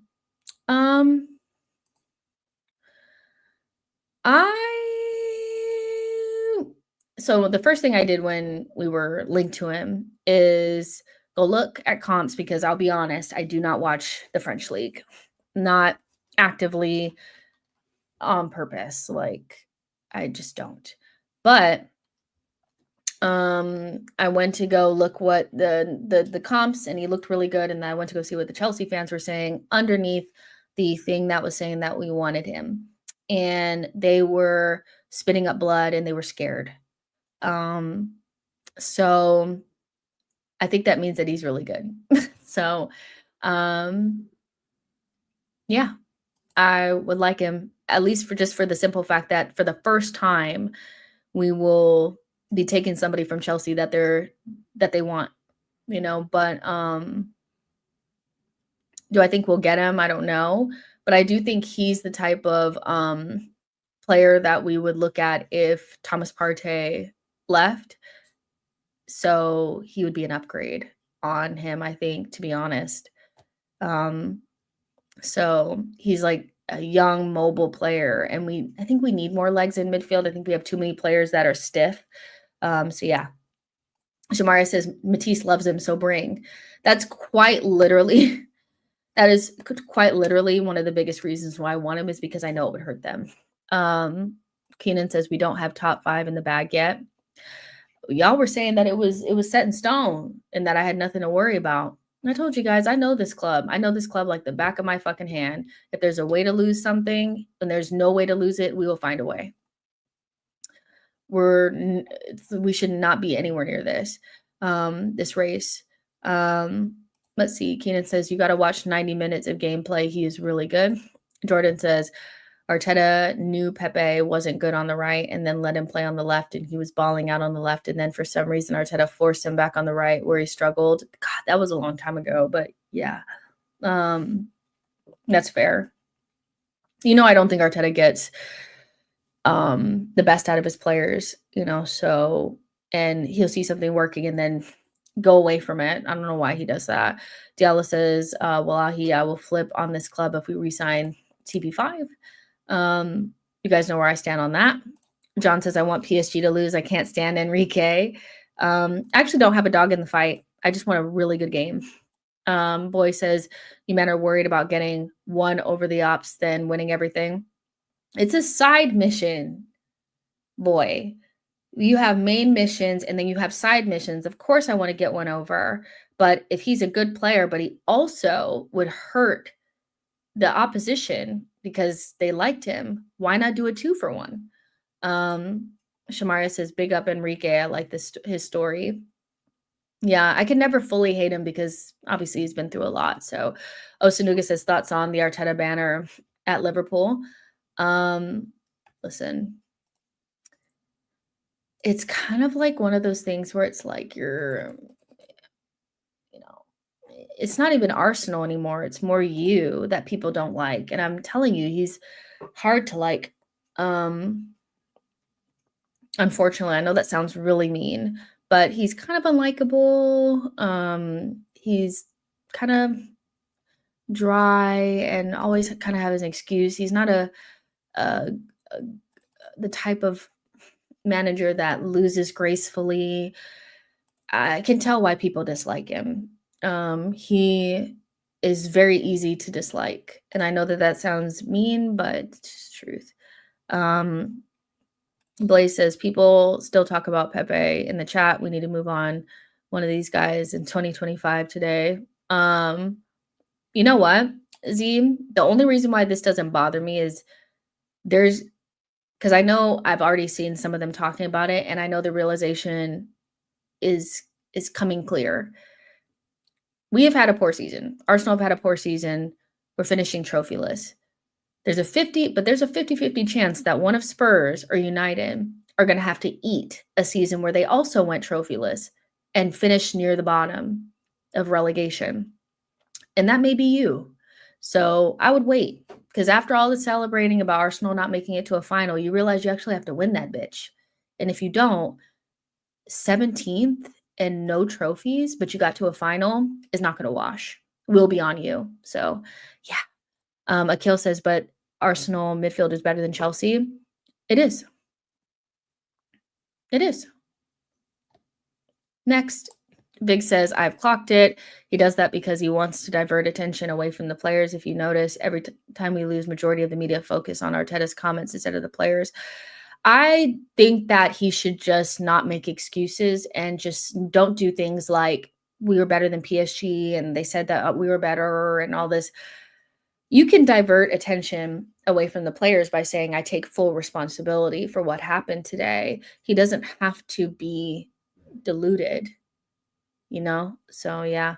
Um, let's see. Boy says, I don't care what happens with United or Spurs, honestly. Me neither. The Europa League has never been an important tournament. It only becomes a big cup when Premier League teams are in it, and especially Big Six teams, and they failed in the season. That's the only time it becomes important. Shagun says that actually crazy United are getting excited like Spurs don't move to them every time. Imagine losing to Spurs in a final. They're shook. Shamari says, yeah, one of them clubs is getting cooked the whole summer. It's not Arsenal. Jason says Arsenal's midfield is not better than Chelsea. Palmer and Caicedo are better than Odegaard and Partey. Fair enough, if that's what you want to say. The one thing I will say, though, is we haven't lost to Chelsea in 3 years, and a lot of those players have been here. Why is it that whenever we play against them, they don't do anything? Partey and Odegaard are shit, but yet and still every time we play them, your midfield does nothing. I don't know. It's strange to me. Whether it's on the table or bar for bar, man for man, Chelsea never come out on top. So how are they better? Outside of being better because people like them more or they have more hype or Gary Neville's sucking them off, I don't really understand. I don't understand. Shamaria says United fans are so convinced that they're beating Spurs. That part would, I mean, listen, I think obviously winning a trophy in any season is great. Like, especially if you're not doing well, you do want to win a trophy. Like, it'll settle you a little bit. But thinking through the situation, because of how bad their seasons have been and the fact that they are the 17th and 16th worst teams or they're the 17th and 16th team in the Premier League, you have a 50% chance of that being the only narrative that you can go with for the season. And so if you don't win it, because they're both celebrating the final as if they don't realize that one of them is going to lose that final. You guys can both win it. And there is no trophy for a final. There's no trophy for anything outside of winning it for real. And even still, it's a Europa, which again, nobody rates the Europa. The Champions League teams didn't even fall into the Europa this season. You had a bad Bilbao and a Bodo Glimt in the semifinals. I'm not saying that a trophy wouldn't be nice. If you're in it, you want to win it. But if you're on the wrong side of that, it's going to be hilarious. I'm not going to lie. John says, I don't care. I want you, man, to lose. Spurs can win it. I don't care. Keenan says Caicedo and Palmer would be better if they were playing for Arsenal. Let's see. Theo says, I'm sorry, but saying we're better than PSG, but the players miss chances is the opposite of diverting attention away from the players. That's fair. That is really fair. Let's see. Coach says Arsenal is a small-minded big club. Ibrahim says have won a trophy in 5 years, but Amorim has been 6 months. Have won a trophy in 5 years, but Amorim has been 6 months there. I don't know what that means. Jonathan says if Arteta was winning domestic cups the last few seasons, the pressure on him wouldn't be this much. But now he's at the stage where after 3 seasons of not winning, the league cups are not enough. Yeah, no, I hear that. Wobojog says, I'm slowly checking out of football YouTube and that forsaken app. It's just room temperature, IQ content. I don't know how you don't lose your cool just reading some of these questions. I mean, I'm used to it now. I actually get way worse comments on my Instagram than anything on Twitter and YouTube. So this is kind of like almost like a safer space. But it's just, it is what it is.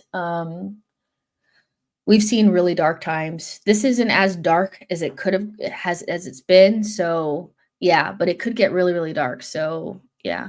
If you want to check out, this would be a good time. John says, if Betis win the U Conference League, it's going to be peak for Chelsea and their midfield hype. Anthony, you have one job. How come Crystal Palace can get to a final, but Arsenal can't next season, FC? How many finals have they been in the last 20 years? Amina says people do realize that if the old format of UCL stayed the same, United or Spurs wouldn't be in the final. Teams drop down. I don't understand why people act slow. I mean, I don't know. It's Crystal Palace are better because they got to a final. If they don't win it, then what does that mean? Getting to a final is also not a trophy. Like, I don't know why getting to the final in the grand scheme is something that people can be like, but we got to a final. What does that mean if you finish 16th? I don't get it. So yeah, fair enough. Lomino says, if you think Arsenal, actually, getting to a final and losing it is much worse than getting to a quarterfinal or a semifinal. Once you get to the final, you have to win it. So, and we know that pain because when we lost in Baku, wasn't nobody sitting around talking about, but at least we got to the final. So that's why I know this is just all fake. Like, it's all fake. If you lose it, you're not going to be feeling anything but just sheer pain. Lomino says, if you think Arsenal midfield is better than Chelsea because you haven't lost to them, does that mean Newcastle have a better midfield since they beat you often? Well, we have at least beat them, so I don't know. But I would say that if I had to choose players, like I would say Bruno Guimaraes definitely gets into our midfield. I've always rated him, so I actually rate him really highly. So if I had to say any midfield is better than ours or has players that I would take, it'd probably be them. I think Caicedo and Palmer and Enzo Fernandez have done very little to deserve such high praise. At least Newcastle's midfield have finished in the top 4 without a top 5, by the way. So they're not finishing 5th. They actually finished in the top 4 and actually played in Champions League so far, that particular midfield. So I actually have, to me, way more respect for Newcastle's midfield than I do Chelsea's. So yeah, but it's actually twofold with Chelsea. It's not just that they never do anything against us, but they don't finish above us either. So it's twofold. Newcastle, they haven't finished above us. Maybe they do this season, and they have beat us quite a bit, but we've also beat them. You've never beaten them, or you've never beaten us ever. So yeah. John says, Party embarrasses Caicedo in every match. It's sad. I'm just saying that, like, I think Chelsea's midfield is a lot of on paper. I think what they've paid for, and I also think, and Arsenal fans do this too, where when you have players that are good for you and they're better than anything you've had, or at least anything you've had in a long time, because all of us have had better players at our club than what we have now. But when that player starts playing well for you and you've been in such a dark phase, you start to look and start saying that they're better than what they are.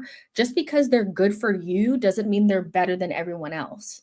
And that's my point with Don, is that Chelsea, those midfielders are better than the shit you've had for the last like 5 years. You gotten rid of the Jorginhos and the Kovacic's and those types of players. And now you've got really good young players that have come with a lot of hype and big price tags. And so now that they're playing halfway decent, you're like, oh, well, they're better than what you have. They're not. They're better than what you used to have. And that's my point. That's my point. I don't think that Chelsea's midfield is that great. I think they're good young players that have still a lot to prove.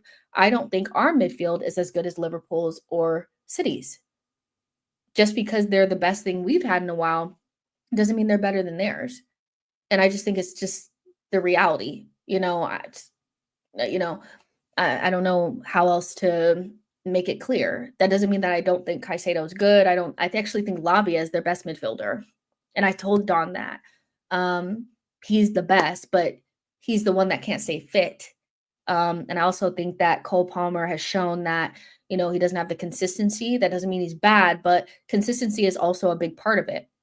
Arsenal's midfield, whether you like them or not, have been consistently in the top 2 for this will be our 3rd season going on. Your midfield has done fuck all. So that's all I'm saying. Who's better, Lamine Yamal or Saka? Lamine Yamal. He's better than everyone. Burmese says Newcastle and Nottingham Forest deserve top 5. Looking at the entire season, Chelsea should not make it. Shamaria says Lavia is one of the few Chelsea players I rate. Jordan says, I don't like Guimaraes. He's petulant. He plays for Newcastle. If he played for Arsenal, he would be getting red cards every week. He would, but I still think that he sits at the top table of midfielders in this league. I do. I think he sits at whatever the top table is. I think he sits there. he can just kind of do everything at a really high level. I've always rated him, so um, that's where I kind of sit with that. I think Tonali's also very good. Um, so yeah. Diallo says, let's be honest, the football discourse has become so toxic and race to the bottom. The social media amplifies the hate and toxicity, dark times we're living. I feel like, to me personally, there's just not a lot of analysis. There's just a lot of narrative and agenda. And so the quality of football content is not great. But then also there's like a new level that's come out that people really enjoy. And those people are really successful because people don't just want to see people yelling at each other. It's kind of funny every once in a while, but when nobody's honest about other people's teams and you always get people just lying about each other, it's not fun. So it's just it's just off the mark. Um, So yeah. Oslice says, fair play to you, Jess. You stood strong on the manager out brigades. You've been called all names under the sun just for sharing your opinion, not choosing the narrative. It's I personally, I just don't feel like, first of all, I don't want the manager to not be good. And I think once you get to the point where you want bad things to happen so it suits your narrative, you've lost the plot. And we know that there are people that are like this in every fan base, but also ours. So I don't want that. If Arteta could be the manager that we want him to be, I'd want him to stay. Like, absolutely. But I also don't want a manager that's not good enough. But I also want to give him enough time to show that. And I think he showed long enough that he's not getting it over the line, and that's troublesome. Like, that's very, very concerning, at this stage. 5 years, I expect you to win something. So I am very concerned, and I'm very much so on the side of, if he can't get a trophy, then he needs to move on. He probably should have been moved on before, and it's taking too long. But he's not going to go anywhere. So where do we go from here? Um, Keenan says Cole Palmer fell off hard, makes OD drop off look calm. John says, is Real Madrid really the most hated club or us? We have done nothing. We have a delusional title. We have that delusional title they give us is exaggerated. They are just the same as us. Everybody hates us. I think we're the most hated. I can't lie. I think we're the most hated. But maybe it's because I'm an Arsenal fan. I think the whole thing as well about like rating your players or rating your things against people is that, what other metric do you need other than the midfield is literally like, you can see it.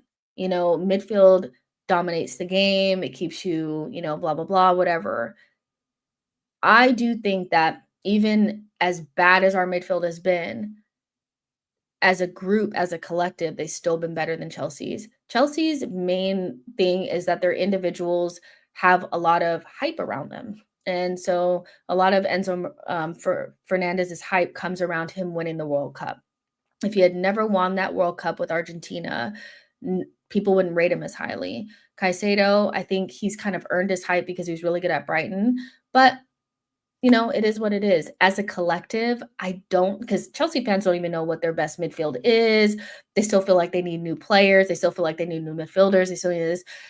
We've at least seen this group of midfielders with Xhaka and without Xhaka, with Declan and without Declan, play at a really high level for a consistent amount of time. This season has been different than those other seasons, but yet and still, the really good Chelsea has still not been able to overcome Arsenal. And both teams have very similar issues where they don't have good finishers. So their midfield is creating chances for those players, but those players are not putting it away. I don't know. I just feel like Chelsea's midfield is good, but and they only really say that they're better than ours. They don't really chat about anyone else. I think Chelsea fans are like really, really obsessed with us for some reason, and their whole life is about being better than our midfield. And I'm just like, why are you so obsessed? And they lost the defense because for a while they were doing up defense. They were doing up, oh, Colwell better than Saliba, Fofana better than Saliba, oh, so and so better than so and so. That dropped off. Now they're doing midfield. It's just long. It's just long. you know? Boba Jog says, I'm very grateful for fans that fans don't run their clubs given the mental state of the average fan of the club. They need the need for instant reward and no regard for long-term pains. Seems some say we should drop to Europa. Okay, what the fuck is that about? John says, watch the Conference League be bigger than the FA Cup or Carabao when Chelsea win. Our attack is literally our only issue. A more creative midfielder, a proper striker, and an elite left wing, and we win everything. If we don't get that this summer, then we don't know what to do. So yeah, it's just one of those things where I actually think we're really, really close, but also kind of far because we still like seeing us get these players is hard to envision because we've had so many bad windows.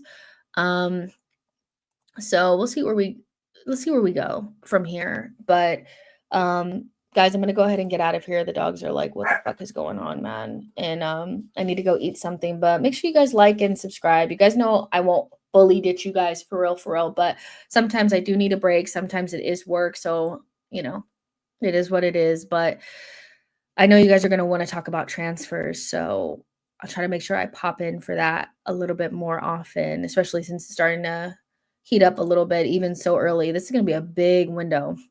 You can already feel it, but we've already got Zubamendi. Looks like Gyökeres or Sesko. We're in the room for Rodrigo, which we should really get on that if we have an opportunity. And we'll see what else comes out of that. But yeah, make sure you guys like this video, subscribe to the channel, and I will see you guys on the next one. Bye, guys. Oh, and thanks everybody for the super chats. I really appreciate it. Bye, guys.